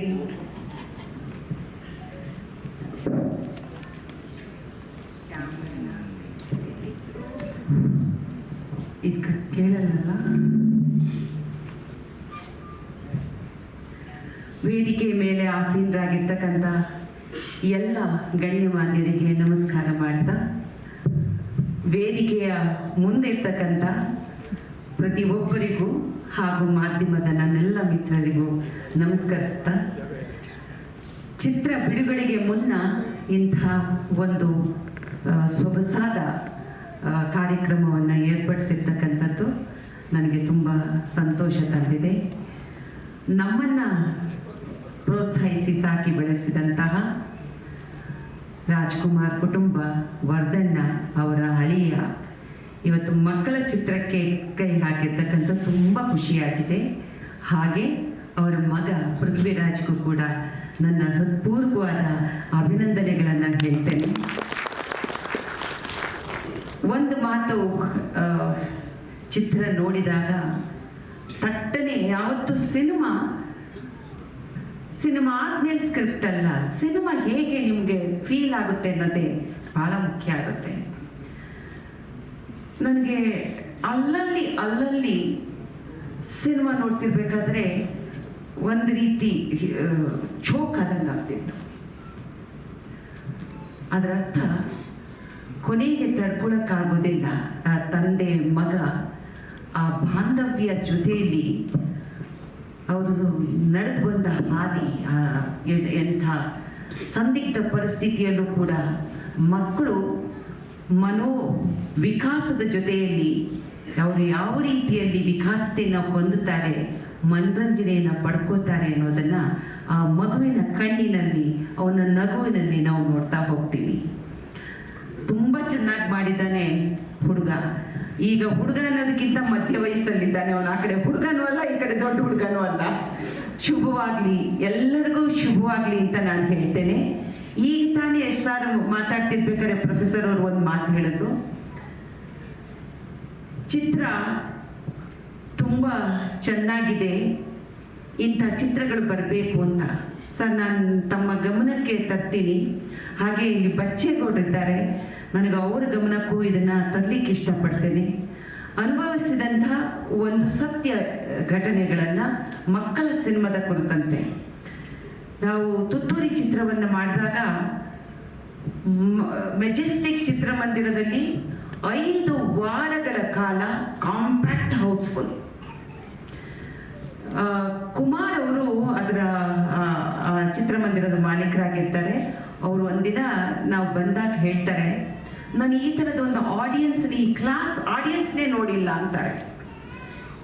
ಸರ್, ನಮ್ಮದು ರಜೆಯಲ್ಲಿ ಚಿತ್ರವನ್ನು ನಾವು ಬಿಡುಗಡೆ ಮಾಡ್ತೀವಿ, ಜೂನ್ 2ನೇ ತಾರೀಕು ನಾನು ಬಂದು ನೋಡ್ತೀನಿ, ಸ್ಕೂಲ್ ರೀಓಪನ್ ಆಗಿದೆ. ಬಿಲೀವ್ ಮೀ ಸರ್, ಒಂದೇ ಒಂದು ಮನುಷ್ಯ ಇಲ್ಲ ಚಿತ್ರಮಂದಿರದಲ್ಲಿ. ನನಗೆ ಆವತ್ತು ಗೊತ್ತಾಯಿತು, ನಮ್ಮ ನಿರ್ದೇಶಕರು ಪಿ ಶೇಷಾದ್ರಿ ಅವರು ಇಲ್ಲೇ ಇದ್ದಾರೆ, ಹಾಗೆ ಅದರ ಸಂಗೀತವನ್ನು ನೀಡಿದಂಥ ಹಂಸಲೇಖ ಸಾಹೇಬರು ಇಲ್ಲೇ ಇದ್ದಾರೆ. ಇಷ್ಟು ಒಳ್ಳೆಯ ಸಿನಿಮಾ, ರಾಷ್ಟ್ರೀಯ, ಅಂತಾರಾಷ್ಟ್ರೀಯ, ರಾಜ್ಯ ಎಲ್ಲ ರೀತಿಯಲ್ಲೂ ಕೂಡ ಗಮನ ಸೆಳೆದಂಥ ಒಂದು ಸಿನಿಮಾ ಇಲ್ಲಿ ಬಿಡುಗಡೆಗೊಳ್ಳುವಾಗ ಜನ ಇದ್ದಕ್ಕಿದ್ದಂಗೆ ಶಾಲೆಗೆ ಹೋದಾಗ ಯಾರೂ ಬರಲಿಲ್ಲ. ಕಾರಣ ಇಷ್ಟೇ, ಮಕ್ಕಳ ಸಿನಿಮಾನ ತಾಯಿ ತಂದೆಯರು ನಮ್ಮ ಭಾರತದಲ್ಲಿ ಅವರಿಗೆ ಯಾವುದು ಚಾನೆಲ್ ಬೇಕು, ಅವರಿಗೆ ಯಾವುದು ಸಿನಿಮಾ ಬೇಕು ಅದನ್ನು ಆಯ್ಕೆ ಮಾಡ್ಕೋತಾರೆ ಹೆಚ್ಚಿನದಾಗಿ. ಮಕ್ಕಳ ಒತ್ತಾಯಕ್ಕೆ ಶಾಲೆ ಇಲ್ಲದೇ ಇದ್ದಾಗ ಬರ್ತಾರೆ. ಆದರೆ ಮಕ್ಕಳ ಶಾಲೆ ಪ್ರಾರಂಭ ಆಗಿದ ತಕ್ಷಣವೇ ಈ ಸಿನಿಮಾಗೆ ತಂದೆ ತಾಯಿ ಇಲ್ಲದೆ ಇದ್ದಂಥ ಒಂದು ಅನಾಥ ಪ್ರಜ್ಞೆ ಒಬ್ಬ ನಿರ್ಮಾಪಕನ ಕಾಡುತ್ತೆ. ಈ ಮಾತನ್ನು ನಾನು ಇಲ್ಲಿ ಯಾಕೆ ಹೇಳ್ತೀನಿ ಅಂತಂದರೆ, ಇದಕ್ಕೆ 3 ಕಾರಣ ಇದೆ. ಒಂದು, ಬೇರೆ ಇಲ್ಲೆಲ್ಲ ರಾಜ್ಯಗಳಿಗೆ ಹೋಲಿಸಿದಾಗ ಕರ್ನಾಟಕದಲ್ಲಿ 4 ಸಿನಿಮಾಗೆ 25 ಲಕ್ಷ ಹಣವನ್ನು ಇವತ್ತು ಸಬ್ಸಿಡಿ ನೀಡ್ತಿದ್ದಾರೆ. ಕೆಲವರು ಬರೀ ಸಬ್ಸಿಡಿಗಾಗಿ ಸಿನಿಮಾ ಮಾಡಬೇಕು ಅನ್ನುವಂಥ ಆಲೋಚನೆಯಲ್ಲಿರ್ತಾರೆ. ನಾವು ಕೇಳಕ್ಕೆ ಚೆನ್ನಾಗಿರುತ್ತೆ, ಹ್ಯಾರಿ ಪಾಟರ್ ಎಲ್ಲ ಅಲ್ಲಿ ಮಾಡ್ತಾರೆ, ನಮ್ಮಲ್ಲಿ ಕೇವಲ 7 ಜಾಗದಲ್ಲಿ ನಾವು ಇವತ್ತಿನವರೆಗೂ ನಮ್ಮ ಮಾರುಕಟ್ಟೆ ವಿಸ್ತರಣೆ ಮಾಡೋಕ್ಕೆ ಆಗಲಿಲ್ಲ. ಇಂಥ ಸಂದರ್ಭದಲ್ಲಿ ಮಕ್ಕಳ ಚಿತ್ರ ಅತ್ಯಗತ್ಯವಾಗಿ ಬೇಕಾಗಿದೆ ಸರ್. ಯಾಕೆ ಬೇಕು ಅಂತಂದರೆ, ಇವತ್ತು ಮೊಬೈಲಿಂದ ನಮ್ಮ ಮಕ್ಕಳು, ಮೊಬೈಲ್ ಲೋಕ ಹೇಗೆ ಆವರಿಸ್ಕೊಂಡಿದೆ ಅಂದರೆ ನಮ್ಮ ಮಕ್ಕಳನ್ನ ಅಲ್ಲಿಂದ ಹೊರಗೆ ಕರ್ಕೊಂಬರೋಕ್ಕಾಗ್ತಿಲ್ಲ. ನಮ್ಮ ಮಕ್ಕಳು ಪೆದ್ರಾಗ್ತಿದ್ದಾರೆ. ನಮ್ಮ ಮಕ್ಕಳಿಗಳಿಗೆ ಇರ್ತಕ್ಕಂಥ ಸ್ಕಿಲ್ಗಳೆಲ್ಲ ಹೊರಟೋಗಿದೆ. ಹಾಗೆಯೇ ಡಿಜಿಟಲ್ ಈ ಜಗತ್ತು, ಇವೆರಡು ನಮ್ಮನ್ನು ಸೇರಿಸ್ಕೊಂಡ್ಬಿಟ್ಟು ನಮ್ಮ ಮಕ್ಕಳು ಬರೀ ಒಂದು ರೀತಿಯಲ್ಲಿ ಅವರು ನೋಡದೇ ಸತ್ಯ ಅನ್ನೋ ರೀತಿಯಲ್ಲಿ ಬದುಕ್ತಿದ್ದಾರೆ. ಅಲ್ಲಿಂದ ಹೊರತರದು ಹೇಗೆ? ಆಗ ಮಕ್ಕಳ ಚಿತ್ರದ ಅವಶ್ಯಕತೆ ಹೇಗಿತ್ತು? ಒಂದು ಕಾಲ ಮಕ್ಕಳ ಚಿತ್ರೋತ್ಸವಗಳಾಗ್ತಿತ್ತು. ಇವತ್ತು ಅಕಾಡೆಮಿ ಇದೆ, ಅಕಾಡೆಮಿಯಲ್ಲಿ ಚಿತ್ರೋತ್ಸವ, ಮಕ್ಕಳ ಚಿತ್ರೋತ್ಸವ ಆಗ್ತಾ ಇಲ್ಲ. ಯಾಕೆ ಆಗ್ತಾ ಇಲ್ಲ? ಚಿತ್ರೋತ್ಸವನ್ನ ಅಕಾಡೆಮಿಯಲ್ಲೇ ಮಾಡ್ತೀನಿ ಅಂತ ಹೇಳಿದ್ರು, ಆದರೆ ಅಕಾಡೆಮಿಯಲ್ಲಿ ಚಿತ್ರೋತ್ಸವ ನಡೀತಾ ಇಲ್ಲ. ಅದು ನಡೆಯುವಂತಾಗಬೇಕು. ಇವತ್ತು ಇಲ್ಲಿಂದ ಇಲ್ಲಾಗಬೇಕಾಗಿತ್ತು. ಇದು international film festival, children film festival ಹೈದರಾಬಾದಿಗೆ ತಗೊಂಡೋದ್ರು. ಎಷ್ಟು ಚೆನ್ನಾಗಿ ನಡೀತಿತ್ತು, ಅದು ಇದ್ದಕ್ಕಿದ್ದಾಗೆ ನಿಲ್ಲಿಸ್ಬಿಟ್ರು. ಈಗ ಇಲ್ಲಿ ತಯಾರಾಗಿದ್ದಂಥ 20, 25, 30 ಮಕ್ಕಳ ಚಿತ್ರಗಳು ಎಲ್ಲಿ ಹೋಗಬೇಕು? ಯಾವ ಕಡೆಯಿಂದ ನಾವು ಆ ಸಿನಿಮಾವನ್ನ ಪ್ರೊಜೆಕ್ಟ್ ಮಾಡಬೇಕು? ಅಥವಾ ನಮಗೆ ಅದರಿಂದ ನಾವು ಬೇರೆ ಬೇರೆ ದೇಶಗಳಿಗೆ ಹೋಗೋಕೆ ಹೇಗೆ ದಾರಿ? ಹೇಗೆ? ನಮಗೆ ಎಲ್ಲ ದಾರಿಗಳನ್ನು ಕೂಡ ಮುಚ್ಚಿ ಹೋಗಿದೆ. ಒಂದು ತೀರ್ಮಾನಕ್ಕೆ ಆವಾಗ ನಾವು ಬಂದಿದ್ವಿ, ಮಕ್ಕಳು ಚಿತ್ರಮಂದಿರದಲ್ಲಿ ಬರಲಿಲ್ಲ ಅಂದರೆ ನಾವೇ ಶಾಲೆಗೆ ಹೋಗೋಣ, ಶಾಲೆಗೆ ಹೋಗಿ ಚಿತ್ರವನ್ನು ತೋರಿಸೋಣ. 30-35 ಸಿನಿಮಾ ವರ್ಷಕ್ಕೆ ಮಾಡಿದ್ರೆ ಖಂಡಿತವಾಗ್ಲೂ ಸರ್ಕಾರನೂ ಕೊಡೋಕ್ಕಾಗಲ್ಲ, ಯಾರಿಗೂ ಹೇಳೋಕ್ಕಾಗಲ್ಲ. ಆದರೆ ಕನಿಷ್ಠ ಮಕ್ಕಳ ಸಿನಿಮಾಗೆ ಸಿ ಸರ್ಟಿಫಿಕೇಟ್ ಇಂಪಾರ್ಟೆಂಟ್ ಅಂತ ಹೇಳಿದ್ದಾರೆ. ಸಿ ಸರ್ಟಿಫಿಕೇಟ್ ಬಂದಿರತಕ್ಕಂಥ ಒಂದು 4 ಚಿತ್ರವನ್ನಾದರೂ ಕೂಡ ಇವತ್ತು ಮಕ್ಕಳ ಶಾಲೆಯಲ್ಲಿ ತೋರಿಸುವಂಥ ಕೆಲಸವನ್ನು ಮಾಡಬೇಕಾಗುತ್ತೆ. 60,000ಕ್ಕೂ ಹೆಚ್ಚಿನ ಶಾಲೆಗಳಿದೆ ನಮ್ಮಲ್ಲಿ. ಎಂಥ ಪೊಟೆನ್ಷಿಯಲ್ ಇರುವಂಥ ಜಾಗ. ಮಕ್ಕಳಿಗೆ ಮನರಂಜನೆನೂ ಬೇಕು, ಮನೋವಿಕಾಸನೂ ಬೇಕು. ಯಾವ ಚಿತ್ರವನ್ನು ಮಕ್ಕಳಿಗೆ ಕೊಡ್ತೀವಿ ಅನ್ನುವಂಥ ನಮಗೆ ನಾವು ಸರ್ಕಾರಕ್ಕೂ ಆ ಜವಾಬ್ದಾರಿ ಇರಬೇಕು, ಹಾಗೇನೆ ಕಳಿಸುವಂಥವ್ರಿಗೂ ಕೂಡ ಆ ಜವಾಬ್ದಾರಿ ಇರಬೇಕು. ನಾನು ಈ ಮೂಲಕ ವಾಣಿಜ್ಯ ಮಂಡಳಿಗೂ ಹೇಳ್ತೇನೆ, ಇಂಥ ಚಿತ್ರಗಳಿಗೆ ಚಿತ್ರಮಂದಿರವನ್ನ ಕರೆದು ಕೂರಿಸಿ ಅವರಿಗೆ ತೊಂದರೆ ಆಗದೆ ಇರೋ ರೀತಿಯಲ್ಲಿ ಚಿತ್ರಮಂದಿರಗಳನ್ನು ಕೊಡಿಸುವಂಥ ಕೆಲಸಗಳಾಗಬೇಕು. ಈ ಚಿತ್ರ ಅಷ್ಟು ಅದ್ಭುತವಾಗಿ ಮೂಡಿ ಬಂದಿದೆ. ಮನಸ್ಸಿನಿಂದ ಹೊರಗೆ ಬಂದರೂ ಕೂಡ 2 ಮುಖ ನನಗೆ ಮರೆಯಕ್ಕೆ ಆಗ್ತಾ ಇಲ್ಲ. ಆ ತಂದೆ, ಆ ಮಗ. ಅಂದ್ರೆ ಆ ತಂದೆ ಮಗನ ಯಶಸ್ಸು ನಿಮಗೆ ಆ ಮಕ್ಕಳ ಮತ್ತು ಆ ತಂದೆಯ ಕಣ್ಣಲ್ಲಿ ಸಮಾಜದ ಯಶಸ್ಸಾಗಿದೆ. ಆ ಸಮಾಜದ ಯಶಸ್ಸನ್ನ ನಾವು ನೋಡಬೇಕು ಅಂದ್ರೆ ಈ ಚಿತ್ರ ಎಲ್ಲರನ್ನೂ ತಲುಪಬೇಕಾಗುತ್ತೆ. ಈ ಚಿತ್ರ ಯಶಸ್ವಿಯಾಗಲಿ, ನಿಮ್ಗೆ ಒಳ್ಳೇದಾಗ್ಲಿ. ಈ ಚಿತ್ರ ಅತ್ಯಂತ ಯಶಸ್ವಿಯಾಗಿ ಜನರನ್ನ ಮುಟ್ಲಿ ಅಂತ ಹೇಳ್ತಾ ಎಲ್ಲರಿಗೂ ನನ್ನ ನಮಸ್ಕಾರಗಳನ್ನ ಹೇಳ್ತಾ ನನ್ನ ಮಾತು ಮುಗಿಸ್ತೇನೆ. ನಮಸ್ಕಾರ. ಪೂರ್ವಕ ಧನ್ಯವಾದಗಳು ಮೇಡಮ್. ಬಹಳ ನಾನು ಈ ಸಿನಿಮಾ ಮಾಡಬೇಕನ್ನೋ ಮಾಡಬೇಕಂತ ಇರಲಿಲ್ಲ. ನನ್ನ ಬಾಲ್ಯದ ಗೆಳೆಯ ರುಕ್ಕೋಜಿ, ನಮ್ಮೂರಿನವನೇ, ನಮ್ಮ ಮನೆ ಪಕ್ಕ, ಅವರು ನನ್ನ ಮನೆ ಪಕ್ಕದಾಗಿರೋರು. ಅವನೊಂದಿನ ಫೋನ್ ಮಾಡಿ ಈ ಥರ ಒಂದು ಸಿನಿಮಾ ವಿಜಯ್ ಕುಮಾರ್ ಅವರು ಹೇಳ್ತಾವ್ರೆ, ನೀನು ಅದ್ರ ಜೊತೆಯಲ್ಲಿ ಇರಪ್ಪ ಅಂದರು. ಆಯ್ತಪ್ಪ, ನೀನು ಹೇಳಿದ ಮೇಲೆ ಏನೋ ಒಂದು ಮಾಡೋಣ ಬಿಡ ಅಂದೆ. ಯಾಕಂದರೆ ಅವನಿಂದ ನಾನು 1ನೇ ತರಗತಿಯಿಂದ ನಾನು ಕಾಲೇಜ್ ಬಿಡೋರು, ನಾನು ಮತ್ತೆ ಅವ್ನು ಬೆಂಗಳೂರು ಬಂದ ನಾನು ಊರಲ್ಲಿ ಸೆಟ್ಲ್ ಆದೆ. ಆಗ ಹೇಳಿದ ಒಂದು ದಿವಸ ಮನೆಗೆ ಬಂದು ವಿಜಯ್ ಕುಮಾರ್ ರುಕ್ಕೋಜಿ ಅವರು ಕೋಲಾರಿಗೆ ಹೋಗಬೇಕು, ಅದೇನೋ ನೋಡೋ ಜಾಗ ಅಂತ. ಅವತ್ತು ಜೊತೆಯಲ್ಲಿ ಹೋಗಿ ಸಿನಿಮಾ ನೋಡೋಕೆ ನಾನು ಒಪ್ಪಿಗೆ ಕೊಟ್ಟೆ. ಹಾಗೂ ಸಿನಿಮಾನೂ ಆಯಿತು, ಎಲ್ಲರೂ ಚೆನ್ನಾಗಾಗಿದೆ ಅಂತ ಹೇಳ್ತಾರೆ. ಆದರೆ ತಾವೆಲ್ಲರೂ ನಾವು ಈ ಸಿನಿಮಾಗೆ ನೋಡಿ ನಮಗೆಲ್ಲ ಆಶೀರ್ವಾದ ಮಾಡಿ ನಮ್ಮನ್ನ ಯಶಸ್ವಿ ಮಾಡಬೇಕಂತ ಈ ಸಂದರ್ಭದಲ್ಲಿ ತಮ್ಮೆಲ್ಲ ಕೇಳ್ಕೊತೀನಿ. ಧನ್ಯವಾದ. ಹಂಸಲೇಖ ಸರ್ ಅವರ ಮಾತಿಗೆ ನಾವು ಕಾಯ್ತಾ ಇದ್ದೀವಿ. ಎಲ್ರಿಗೂ ನಮಸ್ಕಾರ. ಮಿಂಚುಗಳು ಚಿತ್ರದ ಬಗ್ಗೆ ಸಾಹಿತಿಗಳಾಗಿ, ನಾಟಕಕಾರರಾಗಿ, ಪ್ರಾಧ್ಯಾಪಕರಾಗಿ, ಸಮಾಜ ಚಿಂತಕರಾಗಿ, ಸಂವಿಧಾನ ತಜ್ಞರಾಗಿ ನಮ್ಮ ರಾಜಪ್ಪ ದಳವಾಯಿಯವರು ಬಹಳ ವಿಸ್ತಾರವಾಗಿ ಮಕ್ಕಳ ಚಿತ್ರಗಳ ಎಲ್ಲ ಪರಂಪರೆಯನ್ನು ಉದಾಹರಿಸ್ತಾ ಈ ಚಿತ್ರದ ಗುಣಗಳನ್ನು ನಿಮಗೆ ತಲುಪಿಸಿದ್ದಾರೆ. ಸರ್, ನಿಜವಾಗ್ಲೂ ಧನ್ಯವಾದ. ಇನ್ನೊಂದು ದಿಕ್ಕಿನಲ್ಲಿ ಕಲಾವಿದೆಯಾಗಿ, ನಿರ್ಮಾಪಕಿಯಾಗಿ, ಮಕ್ಕಳ ಚಿತ್ರಗಳ ಬಗ್ಗೆ ಒಲವುಳ್ಳ ಶ್ರೀಮತಿ ಜಯಮಾಲಾ ಅವರು ಮಕ್ಕಳ ಚಿತ್ರಗಳನ್ನು ಮಾಡಿದರೆ ಏನೇನು ಸಮಸ್ಯೆ ಇದೆ ಅದು ಹೇಗೆ ಬಿಡುಗಡೆ ಆಗಬೇಕು, ಮತ್ತು ಚಿತ್ರೋದ್ಯಮ ಅದ್ರ ಜೊತೆಲಿ ಹೇಗೆ ನಿಲ್ಲಬೇಕು, ಇದನ್ನೆಲ್ಲ ವಿವರವಾಗಿ ಹೇಳಿದ್ದಾರೆ. ಬಹಳ ಸೂಕ್ತವಾಗಿ ಹೇಳಿದ್ದಾರೆ ತಾಯಿ. ಈ ಎರಡು ವ್ಯಕ್ತಿಗಳ ಈ ಮೌಲಿಕವಾದ ಈ ಮಾಹಿತಿ ಈ ಚಿತ್ರದ ಚರ್ಚೆಗೆ ಬಹಳ ದೊಡ್ಡ ಗ್ರಾಸ ಒದಗಿಸಿದೆ. ರುಕೋಜಿಯವರೇ, ಈ ಚಿತ್ರ ನೋಡ ಬನ್ನಿ ಅಂತ ನನ್ನ ಕರೆದ್ರಲ್ಲ, ಮೊದಲು ನಿಮಗೆ ಧನ್ಯವಾದ. ಮೊದಲು ಹೂಡ ಬಿಟ್ಟಿದ್ದವರೇ. ಹೀಗೆ ಕೆಲಸ ಮಾಡೋರಿಗೆ, ಕ್ರಿಯೇಟರ್ಸ್ಗೆ, ದುಡ್ಡು ಹಾಕೋರಿಗೆ, ಪ್ರೋತ್ಸಾಹ ಕೊಡೋರಿಗೆ ಹುಳ ಬಿಡಬೇಕು. ಹುಳ ಬಿಡದಂತೂ ಇದು ಮಿಂಚು ಹುಳ ಹಾಕಲ್ಲ. ಇದು ಒಳ್ಳೆ ಕೆಲಸ ಮಾಡಿದ್ರೆ ಇವತ್ತು ನನಗೆ ಇಲ್ಲಿ ನೆನಪಾಗ್ತಿರೋದು ದಕ್ಷಿಣ ಭಾರತದ ಫಾಲ್ಕೆ ಅಂತ ಕರೆಯುವಂಥ BR ಪಂತುಲವರು ಇವತ್ತು ಇಲ್ಲಿ ನನಗೆ ನೆನಪಾಗ್ತಾ ಇದ್ದಾರೆ. ಅವರು ದುಡಿದಿದ್ದೆಲ್ಲ ಸಿನಿಮಾಕ್ಕಾಗಿ, ಸಂಸ್ಕೃತಿಗಾಗಿ. ಅವರು ದುಡಿದದ್ದನ್ನೆಲ್ಲ ಹಾಕಿದ್ದು ಈ ಸಿನಿಮಾ ಉದ್ಯಮಕ್ಕೆ. ಅವರ ಕಾಲದಲ್ಲಿ ಮಕ್ಕಳ ರಾಜ್ಯ ಅಂತ ಒಂದು ಅದ್ಭುತವಾದ ಸಿನಿಮಾ ಮಾಡೋದು, ಅದ್ಭುತವಾದ ಸಿನಿಮಾ. ಅದು ಅಲ್ಲೊಂದು ನಿರ್ಮಾಪಕಿ MV ರಾಜಮ್ಮನವರು ಗುರುವಿಗೆ ಮನೆ ಇದ್ದಾಗ ಮಕ್ಕಳೇ ಗುರುವಿಗೆ ಮನೆ ಕಟ್ಟಿಕೊಡುವ ದೊಡ್ಡ ಸಂದೇಶವನ್ನು ಮಕ್ಕಳ ರಾಜ್ಯದಲ್ಲಿ BR ಪಂತುಲು ಹೇಳಿದರು. ಅದು ನಮ್ಮ ಚಂದನವನದ ಬೇರುಗಳು. ಆ್ಯಕ್ಚುಲಿ ಈಗ ಚಂದನವನ ತನ್ನ ಬೇರುಗಳಿಂದ ವಿಮುಕ್ತವಾಗ್ಬಿಟ್ಟಿದೆ. ಬರೀ ತೇರು ಅಂತ ಹಿಡ್ಕೊಂಡಿದ್ದೀವಿ ನಾವು. ಈಗ ಬೇರುಗಳು ಬಿಟ್ಬಿಟ್ಟಿದ್ದೀವಿ. ಬೇರಿಲ್ಲದ ಸಂಸ್ಕೃತಿ ಎಲ್ಲಿ ಬೆಳೆಯಕ್ಕೆ ಸಾಧ್ಯ? ಈ ಮಿಂಚು ಹುಳ ಬೇರುಗಳ ಕಡೆ ತನ್ನ ಮುಖ ಮಾಡಿದೆ ಅಂತ ನಾನು ಹೇಳಕ್ಕೆ ಇಷ್ಟಪಡ್ತೀನಿ. ಹೌದು, ಬೇರೆಗಳ ಕಡೆ ಹೊರಟಿದೆ. ಬಹಳ ಅಪಾಯದ ಸ್ಥಿತಿಯಲ್ಲಿದ್ದೀವಿ. ಕನ್ನಡ ಚಲನಚಿತ್ರರಂಗ ಮತ್ತು ಕನ್ನಡ ಸಂಸ್ಕೃತಿ, ಸಮಾಜ ಇವೆಲ್ಲವೂ ತನ್ನ ರೂಟ್ಸಿಂದ ಡಿಸೆಕ್ಟ್ ಆಗಿ ಬರೀ ಬೇರೆ ಕಡೆ ಹೊರಟಿದೆ. ಈಗ ನಾವು ಬೇರೆ ಕಡೆ ಹೋಗಲೇಬೇಕು ಅಂತ ಒಂದು ಒಳ್ಳೆ ಪ್ರಯತ್ನ ನೀವು ಮಾಡಿದ್ದೀರ. ಫಸ್ಟ್ ಆಫ್ ಆಲ್ ಈ ಚಿತ್ರಕ್ಕೆ ಮಿಂಚು ಹುಳ ಅಂತ ಹೆಸರಿಟ್ಟಲ್ಲ, ಅಲ್ಲೇ ನಿನ್ನ ಸಕ್ಸಸ್ ಇದೆ. ಯಾಕೆಂದರೆ ಇದು ಎರಡು ಶಾಸ್ತ್ರಗಳನ್ನು ಮುಖಾಮುಖಿ ಮಾಡ್ತಾ ಇದೆ.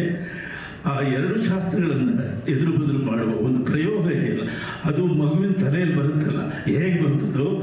ಯಾಕೆಂದರೆ there is no other way, there was no other way. ಈಗ ಸರ್ವೈವಲ್ ಆಫ್ ದಿ ಫಿಟೆಸ್ಟ್ ಅಂತಾರೆ ಅಲ್ವೇ? ನಿಮಗೆ ಬದುಕಕ್ಕೆ ಬೇರೆ ದಾರಿನೇ ಇಲ್ಲ ಅಂದರೆ ಹೋರಾಡಲೇಬೇಕಾಗುತ್ತೆ. ಆ ಮಗು ಮುಂದೆ ದೊಡ್ಡ ಹೋರಾಟ, ಸಮಸ್ಯೆಗಳು, ಸವಾಲುಗಳು, ಅದರ ಜೊತೆಯಲ್ಲಿ ಅದು ಸ್ವಾವಲಂಬಿಯಾಗಿ ತಾನು ಬೆಳೆಯಬಲ್ಲೆ ಅಂತ ಪ್ರೂವ್ ಮಾಡಕ್ಕೆ ಹೊರಟಿದೆಯಲ್ಲ, ಅದು ಬಹಳ ಮುಖ್ಯವಾದ ವಿಷಯ. ಆ ಸಂದೇಶಕ್ಕೆ ನಿನಗೆ ನಿಜವಾಗ್ಲೂ ದೊಡ್ಡ ಸೆಲ್ಯೂಟು. ನಾನು ಆ ಕುಡುಕ ತಂದೆ, ಆ ಕುಡಿಯೋದಕ್ಕೆ ದೀಪ ಯಾಕಪ್ಪ ಅವನಿಗೆ? ಕುಡಿದ್ರೇ ದೀಪ ಅಂಟ್ಕೊಡುತ್ತೆ.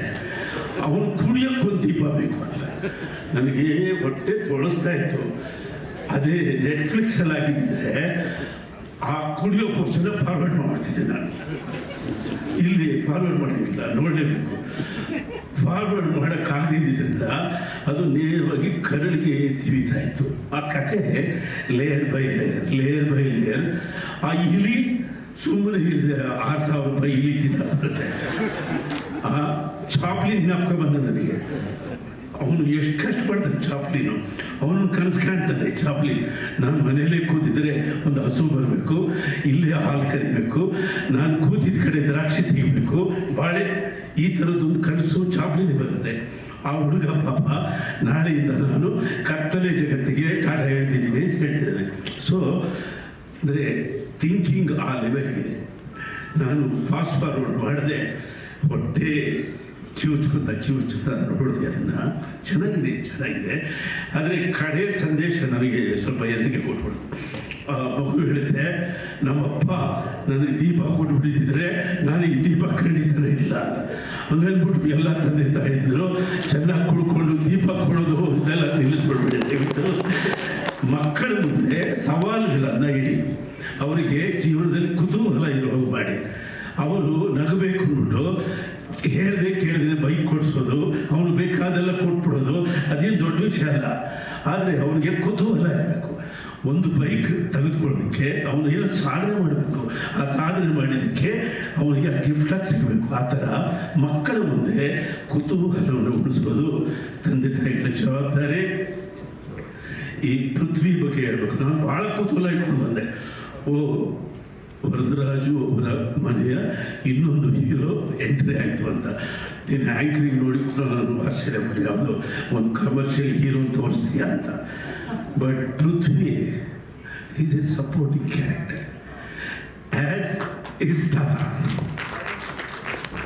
ನಿಮಗೆ ಗೊತ್ತಿಲ್ಲ, ವರದಪ್ಪನವರು ಒಂದು ವೇದಿಕೆ ಮೇಲೆ ನಿಂತು ಒಂದು ಮೈಕ್ ಮುಂದೆ ಒಂದು ಭಾಷಣ ಮಾಡಿ ನಾವು ಕೇಳಿಲ್ಲ. ಯಾಕೆ ಹೇಳಿ?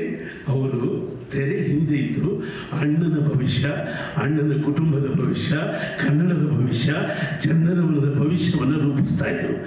ಅದಕ್ಕೆ ಇವರು ಪೃಥ್ವಿ ಅಂತ ಇಟ್ಕೊಂಡವ್ರಿಗೆ ವರದಪ್ಪನವ್ರನ್ನ ನಮ್ಮ NS ರಾವ್ ಅವರು ಭೂಮಿ ತೂಕದ ವ್ಯಕ್ತಿ ಅಂತ ಹೇಳೋರು. ವರದಪ್ಪನವರಿಗೆ ಒಂದೇ ಒಂದು ಮಾತು ಹೇಳಿದ್ರು, ವರದಪ್ಪನವರು ಭೂಮಿ ತೂಕದ ವ್ಯಕ್ತಿ. ಅವರು ಇರೋದ್ರಿಂದ ನಾವೆಲ್ಲ ಒಳ್ಳೊಳ್ಳೆ ಕಥೆ, ಸಂಭಾಷಣೆ, ಸಂಗೀತ ಇವೆಲ್ಲ ಚಿತ್ರಗಳನ್ನು ನೋಡ್ತಿದ್ದೀವಿ ಅಂತ. ಆದ್ದರಿಂದ ಅಂಥ ಅವರ ಮೊಮ್ಮಗ, ಭೂಮಿ ತೂಕದ ಮೊಮ್ಮಗ ಪೃಥ್ವಿ ಮೆಲ್ಲಗೆ ಬೇರೆಗಳ ಕಡೆ ಹೊರಟಿದೆಯಪ್ಪ. ಓಕೆ, ಇರುತ್ತೆ. ಟೆಕ್ನಾಲಜಿ ಬಂದಿದೆ, ವ್ಯಾಪಾರಗಳು ಚೇಂಜ್ ಆಗಿದೆ, ಚಿತ್ರೋದ್ಯಮ ಕೈ ತಪ್ಪು ಹೋಗ್ತಾ ಇದೆ, ಎಲ್ಲ ಇದೆ. ಆದರೂ ನಾವು ಹತಾಶೆ ಪಡೋಂಗಿಲ್ಲ.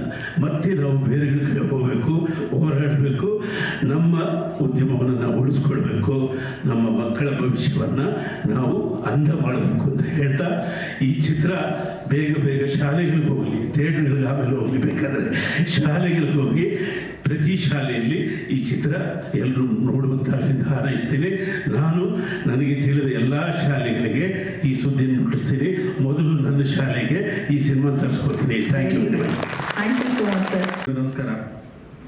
ಹಂಸಲೇಖ ಸರ್ ಹೇಳಿದ್ರೀಗ ಎಲ್ಲ ಶಾಲೆಗಳಿಗೆ ಸಿನಿಮಾ ಹೋಗಬೇಕು, ನನ್ನ ಶಾಲೆಗೆ ತರಿಸ್ಕೊತೀನಿ ಅಂತ ನಿಮ್ಮ ಕೈ ತರಿಸ್ಕೊಳಕ್ಕಾಗಲ್ಲ. ಯಾಕೆಂದ್ರೆ ಸರ್ಕಾರ ಆದೇಶ ಮಾಡಿದೆ ಶಾಲೆಗಳಲ್ಲಿ ಕನ್ನಡ ಚಿತ್ರಗಳನ್ನ ತೋರಿಸಬಾರ್ದು ಅಂತ.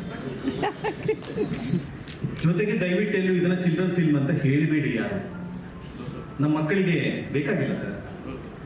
ಇಂಗ್ಲಿಷ್ ಓದಿಸೋ ಮಕ್ಕಳಿಗೆ ಕನ್ನಡ ಸಿನಿಮಾ ನೀವು ತಗೊಂಡೋಗಿ ನೀರಿಳಿಯದ ಕಡುಬುಗಳು, ನೀರಿಳಿಯದ ಗಂಟಲೊಳಗೆ ಕಡುಬು ತುಳುಕಿದಂತ ಆಯ್ತು ಅಂತ ಮಾಡ್ತೀವಿ. ಯಾಕೆ ಅಂದ್ರೆ ಇತ್ತೀಚೆಗೆ ನನ್ನ ಕೊನೆಯ ಚಿತ್ರ 4 ವರ್ಷದಿಂದ ಮಾಡಿದಂತ ಮೋಹನ್ ದಾಸ ಚಿತ್ರವನ್ನ ಶಾಲೆಗಳಲ್ಲಿ ತೋರಿಸ್ಬೇಕು ಅಂತ ನಾನು ಹೊರಟಾಗ ಆದೇಶದ ಪ್ರತಿಯನ್ನು ತೋರಿಸಿದ್ರು. ಸರ್ಕಾರ ಆದೇಶವನ್ನ ಜಾರಿ ಮಾಡಿದೆ. ಕನ್ನಡ ಶಾಲೆಗಳಲ್ಲಿ ಅಂದ್ರೆ ಸರ್ಕಾರಿ ಶಾಲೆಗಳಲ್ಲಿ ಚಿತ್ರಗಳನ್ನ ತೋರಿಸೋದು ನಿರ್ಬಂಧ. ಸರ್, ತಾವಿದ್ದೀರಿ ಸರ್ಕಾರದ ಪ್ರತಿನಿಧಿಯಾಗಿ, ಶರತ್ ಬಚ್ಚೇಗೌಡರು, ವಿಧಾನಸಭೆಯಲ್ಲಿ ಸಂದರ್ಭ ಬಂದ್ರೆ ದಯವಿಟ್ಟು ಇದನ್ನ ಧ್ವನಿ ಎತ್ತಿ ಕನ್ನಡ ಶಾಲೆಗಳಲ್ಲಿ ಅಥವಾ ಗೌರ್ಮೆಂಟ್ ಶಾಲೆಗಳಲ್ಲಿ ಇಂಥ ಚಿತ್ರಗಳನ್ನು ತೋರಿಸೋದಕ್ಕೆ ಅವಕಾಶ ಮಾಡಿಕೊಡ್ಬೇಕು ಅಂತ ಎಲ್ಲರ ಪರವಾಗಿ ನಾನು ನಿಮಗೆ ಕೇಳ್ಕೊಳ್ತೀನಿ. ನಾವೆಲ್ಲ ಈ ಥರದ್ದು ಇದು ಸಹಜವಾದ ಪತ್ರಿಕಾಗೋಷ್ಠಿ. ಯಾವುದೋ ಒಂದು ಸಿನಿಮಾ ಬರುತ್ತೆ, ಆಪ್ತರನ್ನ, ಬಂಧುಗಳನ್ನ, ಕಲಾವಿದರನ್ನ ಕರಿತೀವಿ, ಮಾತಾಡ್ತೀವಿ, ಎಲ್ಲರೂ ಭಾಳ ಚೆನ್ನಾಗಿರಲಿ, ಭಾಳ ಚೆನ್ನಾಗಿರಲಿ, ಭಾಳ ಚೆನ್ನಾಗಿರಲಿ. ಇದೊಂದು 5 ವರ್ಷದಿಂದ ನೋಡ್ತಾನೆ ಬಂದಿದ್ದೀನಿ. ಮುಂದಿನ ವಾರ ಬಿಡುಗಡೆ ಆಗುತ್ತೆ, ಇನ್ನೊಂದು ವಾರ ಚಿತ್ರಮಂದಿರದಲ್ಲಿ ಸಿನಿಮಾ ಇರುತ್ತಾ ಅನ್ನೋದನ್ನ ನೋಡಿ. ಅದು ಕಟ್ಟು ಸತ್ಯ. ಇವತ್ತಿಂದು ಇಲ್ಲಿ ಬಂದಿರುವಂತ ಪ್ರೇಕ್ಷಕರು ಸುಮಾರು ಒಂದು 300 ಜನ ಇದ್ದಾರೆ. ನೀವೆಲ್ಲರೂ ಶಪಥ ಮಾಡಿ 10 ಜನನ್ನ ಕಳಿಸಿದ್ರು ಸಾಕು, 4 ವಾರ ಸಿನಿಮಾ ಹೋಗುತ್ತೆ. ಸುಮ್ಮನೆ ಚಪ್ಪಾಳೆ ಹೊಡೆದು ಪ್ರಯೋಜನ ಇಲ್ಲ. ಇದ್ರ ಕನ್ನಡ ಸಿನಿಮಾಗಳು ಉಳಿಯೋಲ್ಲ. ವೇಲು ಸರ್ ಕೇಳ್ತಾ ಇದ್ರು ಏನ್ ಮಾಡ್ತಿದ್ದೀರಾ ಅಂತ. ಏನು ಮಾಡ್ತಾ ಇಲ್ಲ ಅಂತ. ನನ್ನ ಹಾಗೆ ಇರುವಂತ ಹಲವಾರು ನಿರ್ದೇಶಕರು, ತಂತ್ರಜ್ಞರು ಇದ್ದಾರೆ, ಅವ್ರು ಯಾರು ಏನೂ ಮಾಡ್ತಾ ಇಲ್ಲ. ಏನು ಮಾಡಕ್ಕಾಗದೇ ಇರುವಂತ ಸ್ಥಿತಿ ಇವತ್ತಿದೆ. ನನಗೆ ಈ ಚಿತ್ರ ನೋಡಿದಾಗ ಒಂದು ಸಂತೋಷ ಆಯ್ತು, ಹಾಗೆ ಒಂದು ವಿಷಾದ ಆಯ್ತು. ಸಂತೋಷ ಯಾಕೆ ಅಂದ್ರೆ ಒಂದು ಒಳ್ಳೆಯ ಸದಭಿರುಚಿ ಚಿತ್ರ, ಮಕ್ಕಳ ಚಿತ್ರ ಅಂತ ನಾನು ಕರೆಯಲ್ಲ, ಒಳ್ಳೆ ಸದಭಿರುಚಿ ಚಿತ್ರ. ವಿಷಾದ ಯಾಕೆ ಅಂದ್ರೆ ಈ ಚಿತ್ರ ತಯಾರಾಗಿ 5 ವರ್ಷದ ನಂತರ ನಾವು ನೋಡ್ತಾ ಇದ್ದೀವಿ. 2019ನೇ ಇಸ್ವಿಯಲ್ಲಿ ಸೆನ್ಸಾರ್ ಆಗಿರೋ ಸಿನಿಮಾ ಇಲ್ಲಿವರೆಗೂ ಎಲ್ಲಿತ್ತು ಮಿಂಚುಗಳು? ಕಪ್ಪುಗಳು ಆಗ್ಬಿಟ್ಟಿತ್ತು, ಮಿಂಚುಗಳು ಅಲ್ಲ. ಯಾಕೆ ಸ್ಥಿತಿ ನಿರ್ಮಾಣ ಆಗಿದೆ? ನಿರ್ಮಾಪಕರು ನೀವು ದುಡಿದು ಹಾಕಿದಿರೋ, ಸಾಲದೊಂದು ಹಾಕಿದಿರೋ, ದುಡ್ಡು ಬರುತ್ತಾ ಸರ್? ಬಡ್ಡಿ ತಂದಿದಂತೂ ಬಡ್ಡಿನೂ ಬಡ್ಡಿ ಬರಲ್ಲ. ಆದ್ರೆ ನಿಮ್ ಧೈರ್ಯವನ್ನ ಮೆಚ್ತೀನಿ ನಾನು. ಅಂದ್ರೆ ಸಿನಿಮಾ ಮಾಡೋದು ಇವತ್ತು ವ್ಯಾಪಾರ ಆಗಿಲ್ಲ, ಒಂದು ಅಭಿರುಚಿಗೋಸ್ಕರ ಮಾಡಬೇಕು. ಒಂದು ಒಳ್ಳೆ ಕೆಲಸ ಮಾಡಿದ್ರೆ ಅದಕ್ಕೋಸ್ಕರ ಅಭಿನಂದನೆ ಸಲ್ಲಿಸ್ತೀನಿ ನಿಮಗೆ. ಯಾಕೆಂದರೆ ಹೊಸ ನಿರ್ಮಾಪಕರಾಗಲಿ ಈ ಸಿನಿಮಾಗೆ ಮೇಡಮ್ ಹೇಳಿದ್ರು 4 ಚಿತ್ರಗಳಿಗೆ 25 ಲಕ್ಷ ರೂಪಾಯಿ ಸಬ್ಸಿಡಿ ಕೊಡ್ತಾ ಇದೆ ಅಂತ. ಆ 4 ಸಿನಿಮಾದಲ್ಲಿ ಇದು ಒಂದಾಗಲಿ ಅಂತ ನಾನು ಹಾರೈಸ್ತೀನಿ. ಸಾಧ್ಯ ಆದರೆ ಸಂಬಂಧಪಟ್ಟವರಿಗೆ ನಾನು ಮಾತು ಹೇಳ್ತೀನಿ, ದಯವಿಟ್ಟು 25 ಲಕ್ಷ ಕೊಟ್ಟಲ್ಲ ಇದನ್ನು ಒಂದು ಸಬ್ಸಿಡಿ ಕೊಡಿ ಅಂತ ಹೇಳ್ತೀನಿ. 2 ಥರ ಸಿನಿಮಾ ಇರುತ್ತೆ ಇವತ್ತು, ನೋಡೋ ಸಿನಿಮಾ, ನೋಡಿಸೋ ಸಿನಿಮಾ. ನೋಡಿಸೋ ಸಿನಿಮಾ ಯಾವುದು ಅಂತ ಹೇಳ್ತೀನಿ. ಇವತ್ತು ಚಿತ್ರಮಂದಿರಗಳಿಗೆ ಬಿಡುಗಡೆ ಆದರೆ ಕೆಲವು ಏಜೆಂಟ್ಗಳು ನಿಮಗೆ ಕರೆ ಮಾಡ್ತಾರೆ, ನಿಮ್ಮ ಸಿನಿಮಾಗೆ ಜನ ಬೇಕಾ, ನಾವು ಕರ್ಕೊಂಡ್ಬರ್ತೀವಿ. ಹೌದಾ, ಕರ್ಕೊಂಡ್ಬರ್ತೀರಾ, ಬಹಳ ಸಂತೋಷ. ಏನಿಲ್ಲ ಸರ್, ಟಿಕೆಟ್ ಪ್ರೈಸ್ ಕೊಡಿ, ತಲೆಗೆ 300 ರೂಪಾಯಿ ಕೊಡಿ, ಎಷ್ಟು ಜನ ಬೇಕು ನಾವು ಕರ್ಕೊಂಡ್ಬರ್ತೀವಿ. ಸತ್ಯ ಇದು, ತುಂಬ ಜನ ನಮ್ಮ ಪತ್ರಕರ್ತ ಮಿತ್ರರಿಗೆಲ್ಲ ಗೊತ್ತಿದೆ. 100 ರೂಪೀಸ್ ಸರ್, 100 ಇಂದ 300 ಇದೆ. 100 ಆದರೆ ಒಂದು ಥರದ ಆಡಿಯನ್ಸು, 200 ಆದರೆ ಅವ್ರ ಲೆವೆಲ್ ಬೇರೆ, 300 ಆದರೆ ಬೇರೆ. ಟಿಕೆಟ್ ಮೇಲೆ ಟಿಕೆಟ್ ಕೊಟ್ಟು 100 ರೂಪಾಯಿ ನಿಮ್ದೇ ಇಟ್ಕೊಳ್ಳೋದು, 300 ರೂಪಾಯಿ ಹೆಚ್ಚಾಯ್ತು ಅಂತ 100 ರೂಪಾಯಿ ಕೊಟ್ಟರೆ ಜನನ ಎಷ್ಟು ಜನ ಬೇಕಾದ್ರೆ ಕರ್ಕೊಂಡ್ಬರ್ತಾರೆ, ಯಾವಾಗ ಬೇಕಾದ್ರೂ ಕರ್ಕೊಂಡ್ಬರ್ತಾರೆ. ಹಾಗಾಗಿ ಈಗ ನಮ್ಮ PVR ಮತ್ತೆ ಐನಾಕ್ಸ್ ಇನ್ನೊಂದು ಮಾಡಿದ್ದಾರೆ, ಯಾರು ಒಟ್ಟಿಗೆ ಟಿಕೆಟ್ ತಗೊಂಡಿರ್ತಾರೋ ಅದನ್ನು ಪರಿಗಣಿಸಲ್ಲ ಅಂತ. ಇಂಡಿವಿಜುವಲ್ ಆಗಿ ಬಂದು ತಗೋಬೇಕು ಅಂದ್ರೆ ನೀವೆಲ್ಲ ಜನ ಕರ್ಕೊಂಡ್ಬಂದಿರೋ ಅಂತ. ಅದು ನೋಡಿಸೋ ಸಿನಿಮಾ, ಆದ್ರೆ ಇದು ನೋಡೋ ಸಿನಿಮಾ.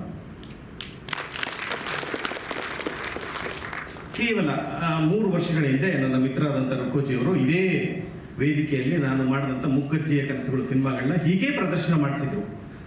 ಅವತ್ತು ಹೀಗೇನೆ ಕೂತ್ಕೊಳ್ಳೋಕೆ ಸೀಟ್ ಇಲ್ದಲೆ ಮೆಟ್ಲುಗಳ ಮೇಲೆ ಕೂತು ಜನ ನೋಡಿದ್ರು. ನಾನು ಇದೊಂದೇ ಪ್ರದರ್ಶನಕ್ಕೆ ಸೀಮಿತ ಅಂತ ಅಂದ್ಕೊಂಡಿದ್ದೆ. ಅವತ್ತು ಇದೇ ರೀತಿ ಮಾತಾಡಿದ್ದೆ, ನಿಮ್ಗೆಲ್ರಿಗೂ ಅಭಿಮಾನ ಇದ್ರೆ ಸಿನಿಮಾ ಬಗ್ಗೆ 5-10 ಜನ ಕಳಿಸಿ. ಆಗಲೇ ನಮ್ಮ ನಿರ್ದೇಶಕರು ಹೇಳಿದ್ರು, ನಿಮ್ಮ ಫೇಸ್ಬುಕ್ಗಳಲ್ಲಿ, ನಿಮ್ಮ ಟ್ವಿಟರ್ಗಳಲ್ಲಿ ಅಥವಾ ನಿಮ್ಮ ಇನ್ಸ್ಟಾಗ್ರಾಮಲ್ಲಿ, ನಿಮ್ಮ ಮೊಬೈಲ್ಗಳಲ್ಲಿ ಗುಡ್ ಮಾರ್ನಿಂಗ್ ಅಂತ ಕಳಿಸೋದ್ರ ಬದಲು ದಯವಿಟ್ಟು ಮಿಂಚುಗಳು ನೋಡಿ ಅಂತ ಕಳಿಸಿ. ಅಷ್ಟೇ ಸಾಕು, ಇನ್ನೇನು ಮಾಡೋದು ಬೇಕಾಗಿಲ್ಲ. ನೋಡ್ತಾರೋ ಬಿಡ್ತಾರೋ ಅಷ್ಟನ್ನ ಮಾಡಿದ್ರೆ ಒಂದಿಷ್ಟು ಜನ ನಿಮ್ಮ ಮಾತಿಗೆ ಬೆಲೆ ಕೊಟ್ಟು ಸಿನಿಮಾಗೆ ಹೋಗ್ತಾರೆ. ಯಾವುದೇ ದೊಡ್ಡ ಪ್ರಕಟಣೆಯಿಂದ ಜನ ಸಿನಿಮಾಗೆ ಹೋಗಲ್ಲ, ಮೌತ್ ಪಬ್ಲಿಸಿಟಿಯಿಂದ ಮಾತ್ರ ಹೋಗ್ತಾರೆ ಅಲ್ವಾ ಸರ್? ನಿಮ್ಮ ಪ್ರೇಮವರ್ಕ ಮಾಡಿದಂಥ ಇದು ಉದಾಹರಣೆ, ನೀವು ಹಲವಾರು ಇದನ್ನ ಯಶಸ್ಸನ್ನ ಕೊಟ್ಟಿದ್ದೀರಿ. ಹಾಗಾಗಿ mouth publicity is very important. ನೀವು 4 ಜನಕ್ಕೆ ಹೇಳಿ, ಅದು ಒಂದು ಒಳ್ಳೆಯ ಕನ್ನಡ ಸಿನಿಮಾಗೆ, ಒಂದು ಒಳ್ಳೆಯ ಮಕ್ಕಳ ಸಿನಿಮಾಗೆ ನಾವು ಮಾಡುವಂಥ ಋಣ ಸಂದಾಯ ಅಂತ ನಾನು ಭಾವಿಸ್ತೀನಿ. ಈ ಸಿನಿಮಾ ಯಾವುದೇ ಸಿನಿಮಾ, ಯಾಕೆ ಸಿನಿಮಾ ಒಳ್ಳೇದು ಕೆಟ್ಟದ್ದು ಅಂತ ನಾವು ಯಾಕೆ ಯೋಚನೆ ಮಾಡ್ತೀವಿ? ಒಂದು ಸಿನಿಮಾ ನೋಡಿದಾಗ ನನ್ನಂತ ಹಲವಾರು ತಂತ್ರಜ್ಞರಿದ್ದಾರೆ, ನಾವೇನ್ ಮಾಡ್ತೀವಿ, ಯಾವ್ದು ಲಾಂಗ್ ಶಾಟು, ಯಾವ್ದು ಕ್ಲೋಸ್ ಅಪ್ಪು, ಯಾವ ಶಬ್ದ ಬಳಸಿದ್ದಾರೆ, ಮ್ಯೂಸಿಕ್ ಹೇಗಿದೆ ಅಂತ ನೋಡ್ತಾ ಹೋಗ್ತೀವಿ. ಅದು ನಮ್ಮ ಹಣೆ ಬರ. ಎಂಜಾಯ್ ಮಾಡೋಕ್ಕಾಗಲ್ಲ ಸರ್, ನೀವು ಎಂಜಾಯ್ ಮಾಡಕ್ಕಿರೋ ಸಿನಿಮಾನ ಈ ಮ್ಯೂಸಿಕ್ ಬಿಟ್ಟು ಎಲ್ಲಿಂದ ಬಂತು, ಹೇಗಿದೆ ಅಂತಾನೆ ನೀವು ನೋಡ್ತಾ ಇರ್ತೀವಿ. 15-20 ನಿಮಿಷದ ಸಿನಿಮಾ ಆದ್ಮೇಲೆ ಅದನ್ನೆಲ್ಲದನ್ನು ಮರೆಸುವಂತ ಸಿನಿಮಾ ಒಳ್ಳೆ ಸಿನಿಮಾ, ತಂತ್ರಜ್ಞಂದು ಕೂಡ. ಮೇಡಮ್ ಹೇಳಿದ್ರು ಮಧ್ಯೆ ಮನಸ್ಸು ಆರ್ದ್ರವಾಗುತ್ತೆ ಅಂತ. ನಾನು ಸಾಮಾನ್ಯ ಸಿನಿಮಾಗಳಲ್ಲಿ ಆಳಲ್ಲ, ಕೊನೆಯ ದೃಶ್ಯ ಬಂದಾಗ ನನ್ನ ಕಣ್ಣು ಕೂಡ ತೇವಾಯಿತು. ಒಬ್ಬ ನಿರ್ದೇಶಕ ಅಥವಾ ಒಬ್ಬ ತಂತ್ರಜ್ಞ ಸಿನಿಮಾದ ಎಲ್ಲ ವಿಭಾಗಗಳು ಗೊತ್ತಿರುವಂಥವ್ರು ನಮ್ಮನ್ನು ಒಂಥರ ಆರ್ದ್ರಗೊಳಿಸುತ್ತೆ ಅಂದಾಗ ಅದು ನಿಜವಾದ ಸಿನಿಮಾದ ಭಾವನಾತ್ಮಕ ಉತ್ತುಂಗತೆಗೆ ಹೋದಂತ ಇದು ಆಗ್ಬೇಕು. ಇದು ಆ ಸಿನಿಮಾದಲ್ಲಿ ಇವರು ಯಶಸ್ಸನ್ನ ಸಾಧಿಸಿದ್ದಾರೆ. ಆದ್ರೆ 5 ವರ್ಷ ಆಯ್ತು ಅನ್ನೋದು ನನಗಾಗಲೇ ವಿಷಾದ. ಇದು ಬೇಗ ತಲುಪಬೇಕಾಗಿತ್ತು. ಇದು ಚಿತ್ರಮಂದಿರದಲ್ಲಿ ಹೋಗುತ್ತೆ, ದೊಡ್ಡ ಯಶಸ್ಸಾಗುತ್ತೆ ಅಂತ ನಾನೇನು ಖಂಡಿತ ಭ್ರಮೆಯಲ್ಲಿಲ್ಲ. ಆದ್ರೆ ನಾವಾಗಲೇ ಹೇಳ್ದಂಗೆ ಶಾಲಾ ಕಾಲೇಜುಗಳಲ್ಲಿ ತೋರಿಸುವಂತ ನಿಟ್ಟಿನಲ್ಲಿ ಒಂದು ಯಶಸ್ಸು ಸಿಗೋಕ್ಕೆ ಸಾಧ್ಯ ಆದ್ರೆ ಇಂಥ ಚಿತ್ರಗಳ ಸಂಖ್ಯೆ ಹೆಚ್ಚಾಗುತ್ತೆ ಅಂತ ನನಗನ್ಸುತ್ತೆ. ಇದರಲ್ಲಿ ಪಾತ್ರ ಮಾಡಿದಂಥವ್ರು ಆಗ್ಲೇ ಹೇಳ್ತಾ ಇದ್ರು ಮಹೇಶ್ ಅವರು, ಎಲ್ಲರೂ ಹೊಸಬ್ರು, ಮೊದಲ ಬಾರಿಗೆ ಕ್ಯಾಮ್ರಾ ಫೇಸ್ ಮಾಡ್ತಾ ಇರೋವಂಥದ್ರು. ಹಾಗಾಗಿ ಇಂಥ ಒಂದು ತಂಡವನ್ನು ಇಟ್ಕೊಂಡು ಉತ್ಸಾಹದಿಂದ ನಿರ್ಮಾಪಕರು, ನಿರ್ದೇಶಕರು ಮಿಂಚು ಹೊಡುವಂತ ಒಂದು ಚಿತ್ರ ಮಾಡಿದ್ದಾರೆ. ನಾನು ಖಚಿತವಾಗಿ ಹೇಳ್ತೀನಿ, ಈ ಚಿತ್ರವನ್ನ 100 ಮಕ್ಕಳು ನೋಡಿದ್ರೆ ಅದ್ರಲ್ಲಿ 10 ಜನ ಮಕ್ಕಳು ಮನೋಭಾವ ಬದಲಾಗುತ್ತೆ, ವೈಜ್ಞಾನಿಕ ಮನೋಭಾವ ಬದಲಾಗುತ್ತೆ. ಇದು ನಿಜವಾದ ಒಂದು ಚಿತ್ರದ ಯಶಸ್ಸು. ಒಂದು ಸಾಹಿತ್ಯ ಓದೋದ್ರಿಂದ, ಒಂದು ಸಂಗೀತ ಕೇಳೋದ್ರಿಂದ, ಒಂದು ಸಿನಿಮಾ ಮಾಡೋದ್ರಿಂದ ಸಮಾಜ ಬದಲಾಗಲ್ಲ. ಆದ್ರೆ ಒಂದು ಒಳಗೆ ಒಂದು ಬೀಜ ಅಂಕುರವಾಗುತ್ತೆ. ನಾನು ಯಾಕೆ ಹೀಗೆ, ನಿಜವಾಗಿಯೂ ನನಗೆ ಅನ್ನಿಸ್ತಾ ಇತ್ತು, ನನ್ನ ಮಗನು ಹೀಗಿರಬಾರ್ದು ಯಾಕೆ, ಮಕ್ಕಳಿಗೆ ಸಿನಿಮಾ ಅನ್ಬೇಡಿ ಅಂತ ಯಾಕಂದೆ ಅಂದ್ರೆ ದೊಡ್ಡವರಿಗೆ ಸಿನಿಮಾ ತೋರಿಸ್ಬೇಕು ಮೊದಲು. ಅವರು ತಮ್ಮ ಮಕ್ಕಳಿಗೆ ಹೇಳ್ಬೇಕು, ಅವ್ರಿಗೆ ಅನ್ನಿಸ್ಬೇಕು ಈ ಮಗುನ ಹಾಗೆ ನನ್ನ ಮಗು ಆದ್ರೆ ಎಷ್ಟು ಚೆನ್ನಾಗಿರುತ್ತೆ, ಅವನಲ್ಲೂ ಒಂದು ವೈಜ್ಞಾನಿಕ ಮನೋಭಾವ ಬಂದ್ರೆ ಹೇಗಿರುತ್ತೆ. ಆ ಒಂದು ಎಚ್ಚರಿಕೆಯನ್ನ ನಾವಿವತ್ತು ಮೂಡಿಸ್ಬೇಕಾಗಿದೆ. ಯಾಕೆಂದ್ರೆ ಆಗ್ಲೇ ನಾನು ಹೇಳ್ದಂಗೆ ಇಲ್ಲಿ ಎಷ್ಟೋ 300 ಜನ ಇದೆ. ಈ 300 ಜನದಲ್ಲಿ ಪ್ರಾಯಶಃ ಒಂದು 50 ಜನ ಕನ್ನಡ ಶಾಲೆ ಕಳಿಸ್ಬೋದು, 250 ಜನ ಎಲ್ಲರ ಮಕ್ಕಳು ಇಂಗ್ಲಿಷ್ ಶಾಲೆಯಲ್ಲೇ ಓದ್ತಾ ಇರ್ತಾರೆ. ಸರಿ ತಪ್ಪು ವಿಶ್ಲೇಷಣೆಗೆ ನಾನು ಹೋಗಲ್ಲ, ಅದು ಇವತ್ತಿನ ಸನ್ನಿವೇಶ. ಆದ್ರೆ ಇಂಥ ಚಿತ್ರಗಳನ್ನ ನಮ್ಮ ಮಕ್ಕಳಿಗೆ ತೋರಿಸ್ಬೇಕಾದಂತ ಅನಿವಾರ್ಯತೆ ಇದೆ. ಅದು ಹೇಗೆ ಅನ್ನೋದನ್ನ ಮಾರ್ಗ ನಾವು ಹುಡುಕಬೇಕಾಗಿದೆ. ಇಲ್ಲದೇ ಇದ್ರೆ ಮುಂದೆ ಇಂಥ ಪ್ರಯತ್ನಗಳು ಆಗೋಲ್ಲ. ಆಗೋಲ್ಲ ಅನ್ನೋದು ಸತ್ಯ. ಆ ನಿಟ್ಟಿನಲ್ಲಿ ನಾವೆಲ್ಲರೂ ಪ್ರಯತ್ನ ಪಡೋಣ. ನಾನಂತೂ 10 ಜನನ ಈ ಸಿನಿಮಾ ಕಳಿಸುವಂತ ಪ್ರತಿಜ್ಞೆಯನ್ನು ಇವತ್ತು ನಾನು ಇಲ್ಲಿ ಮಾಡಿದ್ದೀನಿ ಅಂತ ಹೇಳ್ತಾ ನನ್ನ ಮಾತನ್ನು ಮುಗಿಸ್ತೀನಿ. ಯಶಸ್ವಿಯಾಗಿ ಶೇಷಾದ್ರಿ ಸರ್, ನೀವು ಮಾತಾಡ ವೇದಿಕೆಯಲ್ಲಿರುವ ಎಲ್ಲರಿಗೂ, ವೇದಿಕೆ ಮುಂದಿರುವ ಪತ್ರಿಕಾ ಮಿತ್ರರಿಗೂ ಮತ್ತು ಸ್ನೇಹಿತರಿಗೂ ನಮಸ್ಕಾರ. ಸ್ವಲ್ಪ ಮಾತಾಡಲಿಕ್ಕೆ ಇವತ್ತು ಕಷ್ಟನೇ ಆಗುತ್ತೆ ನನಗೆ. ಗುರುಗಳ ಪಕ್ಕದಲ್ಲಿ ಎಲ್ಲ ಮಾತಾಡಿದ್ದಾರೆ. ನನ್ನ ಕ್ಲೋಸ್ ಫ್ರೆಂಡ್ ಒಬ್ಬರು ತೀರೋಗ್ಬಿಟ್ರು. ಇಲ್ಲಿ ಬಂದಮೇಲೆ ಇನ್ಫಾರ್ಮೇಷನ್ ಬಂತು. ಹಾಗಾಗಿ ಏನು ಮಾತಾಡೋದು ಅಂತ ಗೊತ್ತಾಗ್ತಾ ಇಲ್ಲ. ಎಲ್ಲ ಹಿರಿಯರು ಮಾತಾಡಿದ್ದಾರೆ. ಮಿಂಚು ಕೂಡ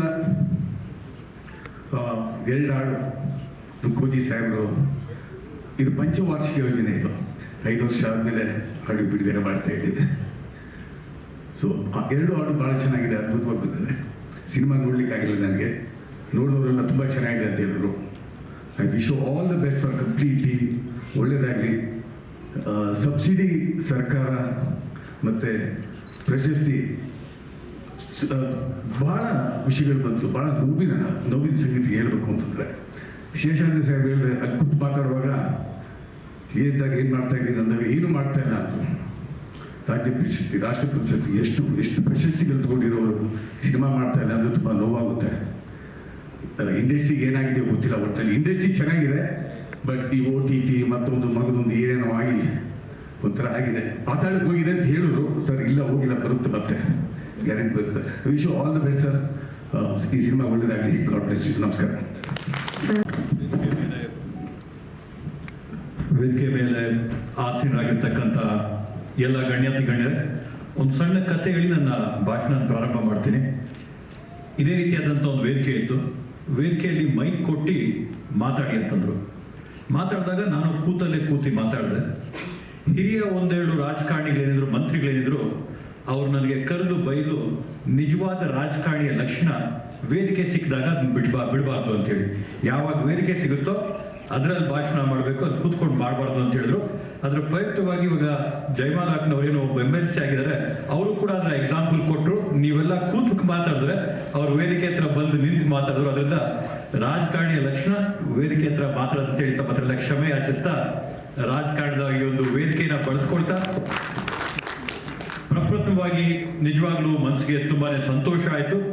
ಹೊಸಕೋಟೆಯಲ್ಲಿ ಕೂಡ ಕಲೆಯ ಪ್ರೋತ್ಸಾಹಕ್ಕೋಸ್ಕರ 5 ವರ್ಷ ಕಾಲ ದುಡಿದು ವೈಯಕ್ತಿಕವಾಗಿ ಸಂಪಾದನೆ ಮಾಡಿದಂಥ ಹಣನ ಇವತ್ತು ಈ ರೀತಿಯಾದಂಥ ಒಂದು ಚಿತ್ರಕ್ಕೋಸ್ಕರ, ಪ್ರೊಡಕ್ಷನ್ಗೋಸ್ಕರ ಬಳಸಿರ್ತಕ್ಕಂಥ ರಾಜಗೋಪಾಲನ್ ಅವರಿಗೆ ಮನಸ್ಪೂರ್ವಕವಾದಂಥ ಅಭಿನಂದನೆಗಳನ್ನ ಈ ವೇದಿಕೆ ಮುಖಾಂತರವಾಗಿ ನಾನು ಸೂಚಿಸ್ತಾ ಇದ್ದೇನೆ. ವೇಲು ಸರ್ ಅವ್ರು ಕೇಳ್ತಾ ಇದ್ರು, ವಾಸ ಎಲ್ಲಿದ್ದೀರಾ ಅಂತೇಳಿ. ವಾಸ ತಂದೆಯವರ ಜೊತೆ, ಬಚ್ಚೇಗೌಡರ ಜೊತೆ ಊರ್ವಶಿ ಥಿಯೇಟರ್ ಪಕ್ಕದಲ್ಲೇ ಇದ್ದೀನಿ. ಆದರೆ ಗಾಡಿ ಊರ್ವಶಿ ಥಿಯೇಟರ್ ಅಂದ್ರೆ ಈ ಕಡೆ ಹೊಡಿಲಿಲ್ಲ. ಸೊ ಕಲೆಯ ಒಂದು ಪರಿಚಯ, ಕಲೆಯ ಒಂದು ಎಕ್ಸ್ಪೀರಿಯನ್ಸು ಸ್ವಲ್ಪ ಕಡಿಮೆನೇ ಇದೆ. ಮೊಟ್ಟ ಮೊದಲ ಬಾರಿಯಾಗಿ ಇಂಥ ಒಂದು ವೇದಿಕೆಯಲ್ಲಿ ಕೂತ್ಕೊಳ್ಳುವಂಥ ಒಂದು ಅವಕಾಶ ಸಿಕ್ಕಿದೆ. ಅದರಿಂದ ಈ ಕಾರ್ಯಕ್ರಮಕ್ಕೆ ಆಹ್ವಾನ ಮಾಡಿದ್ದಕ್ಕೆ ತಮ್ಮೆಲ್ಲರಿಗೂ ಕೂಡ ಮನಸ್ಪೂರ್ವಕವಾದಂಥ ಧನ್ಯವಾದಗಳನ್ನ ಈ ಸಂದರ್ಭದಲ್ಲಿ ನಾನು ಕೋರ್ತಾ ಇದ್ದೀನಿ. ಇವತ್ತು ಮೊಟ್ಟ ಮೊದಲನೇದಾಗಿ ಉತ್ತಮವಾದಂಥ ಒಂದು ಚರ್ಚೆ ಇವತ್ತು ಈ ವೇದಿಕೆ ಮುಖಾಂತರವಾಗಿ ನಡೆದಿದೆ.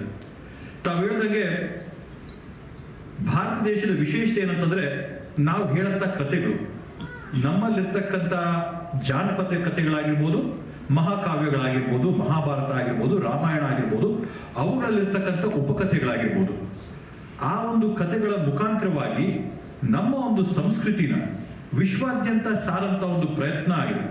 ಇವತ್ತು ನಾವು ಸೌತ್ ಈಸ್ಟ್ ಏಷ್ಯಾ ಕಡೆ ಹೋದ್ರೆ, ವಿಯೆಟ್ನಾಂ ಕಡೆ ಹೋಗಿರ್ಬೋದು, ಇಂಡೋನೇಷ್ಯಾ ಕಡೆ ಹೋಗಿರ್ಬೋದು, ಬಾಲಿ ಕಡೆ ಹೋಗಿರ್ಬೋದು, ಎಲ್ಲ ಕಡೆ ಹೋದಾಗೂ ಕೂಡ ಭಾರತ ದೇಶದ ಸಂಸ್ಕೃತಿ ನಾವು ಯಾಕಲ್ಲಿ ನೋಡ್ತೀವಿ ಅಂತಂದ್ರೆ, ನಮ್ಮ ದೇಶದಲ್ಲಿ ಹುಟ್ಟಿದಂಥ ಕಥೆಗಳನ್ನ ಅಲ್ಲಿ ನಾವು ಸಾರಿ, ಅಲ್ಲಿ ಆ ಕಥೆಗಳನ್ನ ಹೇಳಿ, ಅಲ್ಲಿ ನಮ್ಮ ನಾಟಕಗಳನ್ನ, ಪ್ರದರ್ಶನಗಳನ್ನ ಮಾಡುವ ಮುಖಾಂತರವಾಗಿ ನಮ್ಮ ಒಂದು ಸಂಸ್ಕೃತಿನ ಆ ದೇಶಕ್ಕೆ ಸಾರಂತ ಕೆಲಸ ನಾವು ಮಾಡಿದೀವಿ. ಇವತ್ತು ಅಮೆರಿಕನ ನಾವು ನೋಡಿದ್ರೆ, ಅಮೆರಿಕ ಸಾಕಷ್ಟು ಎಕ್ಸ್ಪೋರ್ಟ್ಸ್ ಮಾಡಿದೆ, ವಾಹನಗಳನ್ನ ಎಕ್ಸ್ಪೋರ್ಟ್ ಮಾಡಿದೆ, IT-ನ ಎಕ್ಸ್ಪೋರ್ಟ್ ಮಾಡಿದೆ. ಆದರೆ ಎಲ್ಲಕ್ಕಿಂತ ಪ್ರಮುಖವಾಗಿ, if you ask me what is America's biggest export, it is culture. ಇವತ್ತು ನಮ್ಮ ಮಕ್ಕಳು ಯಾಕೆ ಹೋಗ್ಬಿಟ್ಟು KFC-ಯಲ್ಲಿ, ಮೆಕ್ಡೊನಾಲ್ಡ್ಸ್ ಅಲ್ಲಿ ತಿಂತಾರೆ, ಯಾಕೆ ಅವರು ಜೀನ್ಸ್ ಪ್ಯಾಂಟು T-ಶರ್ಟ್ ಹಾಕ್ತಾರೆ ಅಂತಂದ್ರೆ, ಹಾಲಿವುಡ್ಡಿನ ಒಂದು ಪರಿಣಾಮ, ಹಾಲಿವುಡ್ಡಿನ ಒಂದು ಪ್ರಭಾವ. ಇವತ್ತು ಅವ್ರ ಚಿತ್ರಗಳಲ್ಲಿ ಏನ್ ನೋಡ್ತಾರೆ, ಅವ್ರ ದೃಶ್ಯಗಳಲ್ಲಿ ಏನು ನೋಡ್ತಾರೆ, ಅವ್ರು ಯಾರ ಹತ್ರ ಆಸ್ಪೈರ್ ಮಾಡ್ತಾರೆ, ನಾನು ಯಾಕೆ ಹ್ಯಾರಿ ಪಾಟರ್ ಆಗಬೇಕು, ಯಾಕೆ ಥಾರ್ ಆಗಬೇಕು, ಯಾಕೆ ಸ್ಪೈಡರ್ ಮ್ಯಾನ್ ಆಗಬೇಕು ಅಂತಂದ್ರೆ that is the narrative which Hollywood is setting. ಅವ್ರು ಆ ರೀತಿಯಾದಂಥ ಮಾಹಿತಿಗಳನ್ನ, ಆ ರೀತಿಯಾದಂಥ ದೃಶ್ಯಗಳನ್ನ, ಆ ರೀತಿಯಾದಂಥ ಚಿತ್ರಗಳನ್ನ ಪ್ರತಿಯೊಬ್ಬರಿಗೂ ಕೂಡ ತಲುಪಿಸಂತ ಒಂದು ಕೆಲಸ ಮಾಡ್ತಾ ಇದ್ದಾರೆ. ತಾವೇಳದ ರೀತಿಯಲ್ಲಿ ಮನುಷ್ಯರ ಅಟೆನ್ಷನ್ ಸ್ಪ್ಯಾನ್, ಗಮನ ಏನಿದೆ ಕಡಿಮೆ ಆಗ್ತಾ ಬರ್ತಾ ಇದೆ.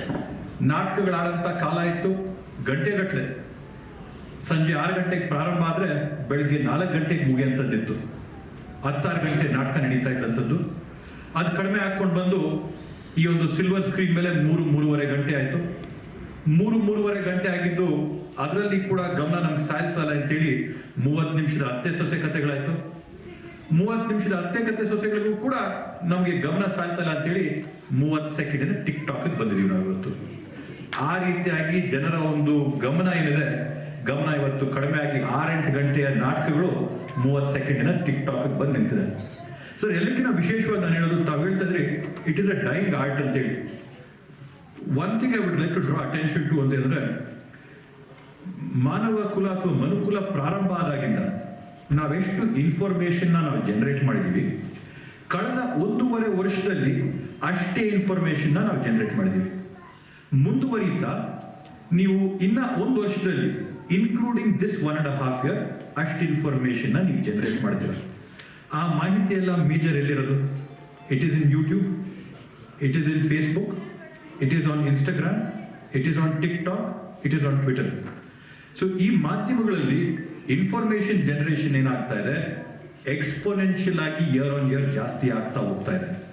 ಒಳ್ಳೆಯದು ಕೆಟ್ಟದ್ದು ಅಂಥದ್ರಲ್ಲಿ ಕನ್ನಡ ಚಿತ್ರರಂಗ ಅಥವಾ ಕನ್ನಡ ಭಾಷೆಯ ಕಲೆಗಳಿಗೆ ತಾವು ಹೇಳಿದ ರೀತಿಯಲ್ಲಿ ನಾವು ಕೊಡಬೇಕಾದಂಥ ಪ್ರಾಮುಖ್ಯತೆ, ಕೊಡಬೇಕಾದಂಥ ಆದ್ಯತೆ ಕೊಡದೇ ಇದ್ರೆ ನಮ್ಮ ಧ್ವನಿ, ನಮ್ಮ ಸಂಸ್ಕೃತಿ, ನಮ್ಮ ನಾಡು ನಡೆ ನುಡಿ ಇವೆಲ್ಲ ಕೂಡ ಬೇರೆ ಭಾಷೆಗಳ ಹಾವಳಿಯಲ್ಲಿ ಆವಲಾಂಚಿನ ಮುಖಾಂತರವಾಗಿ ಮುಚ್ಚೋಗಂತ ಒಂದು ಪರಿಸ್ಥಿತಿಗೆ ಬರಂತ ಎಲ್ಲ ಲಕ್ಷಣಗಳು ಕೂಡ ಇವತ್ತು ಕಾಣ್ತಾ ಇದೆ.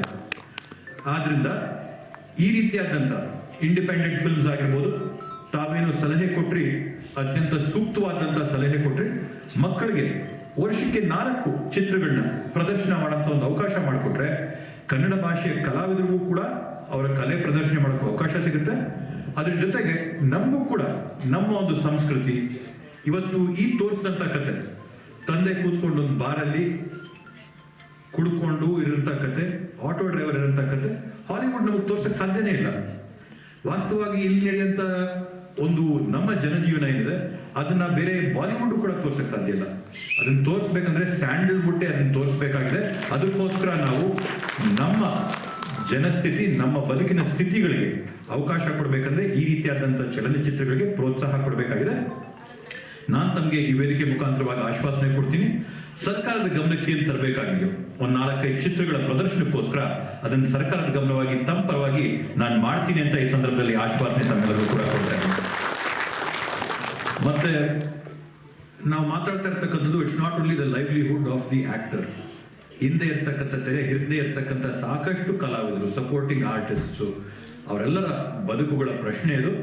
ಇದನ್ನ ಉಳಿಸಂಥದ್ದು, ಬೆಳೆಸಂಥದ್ದು ನಮ್ಮೆಲ್ಲರ ಜವಾಬ್ದಾರಿಯಾಗಿರುತ್ತೆ. ಈ ರೀತಿಯಾದಂಥ ವೇದಿಕೆಯಲ್ಲಿ ಬಂದು ತಮ್ಮನ್ನೆಲ್ಲರೂ ಕೂಡ ನೋಡಿ ಪರಿಚಯ ಮಾಡ್ಕೊಳ್ಳೋಂಥ ಒಂದು ಅವಕಾಶ, ತಮ್ಮೆಲ್ಲರನ್ನು ಉದ್ದೇಶಿಸಿ ಮಾತಾಡೋಂಥ ಅವಕಾಶ ಮಾಡಿಕೊಟ್ಟಂಥ ಈ ಚಲನಚಿತ್ರ ಅವರಿಗೆ, ರುಕ್ಕೋಜಿ ಅವರಿಗೆ, ರಾಜಗೋಪಾಲನ್ ಅವರಿಗೆ, ಶಫಿ ಅವರಿಗೆ ಎಲ್ಲರಿಗೂ ಕೂಡ ಮನಸ್ಪೂರ್ವಕವಾದಂಥ ಧನ್ಯವಾದಗಳನ್ನ, ಅಭಿನಂದನೆಗಳನ್ನ ಸಲ್ಲಿಸ್ತಾ ಈ ಒಂದು ಚಲನಚಿತ್ರ let it not only B A critical success, let it also be Rajagopalan ಅವ್ರಿಗೋಸ್ಕರ ಫೈನಾನ್ಷಿಯಲ್ ಸಕ್ಸೆಸ್ ಅಂತ ಹೇಳ್ತಾ ನನ್ನ 2 ಮಾತುಗಳಿಗೆ ವಿರಾಮ ನೀಡ್ತೀನಿ. ಜೈ ಹಿಂದ್, ಜೈ ಕರ್ನಾಟಕ ಮಾತು. Thank you so much sir. ಅದ್ಭುತವಾದ ಮಾತು, ಬಹಳಷ್ಟು ನಮಗೆ ಹೃದಯ ಭಾರವಾಗಿದೆ. ನಿಮ್ಮ ಒಂದು ಸಹಕಾರಕ್ಕೆ ನಾವು ಸದಾ ಋಣಿಗಳು ಅಂತ ಹೇಳ್ತಾ ಧನ್ಯವಾದಗಳು ಹಂಸಲೇಖ ಸರ್.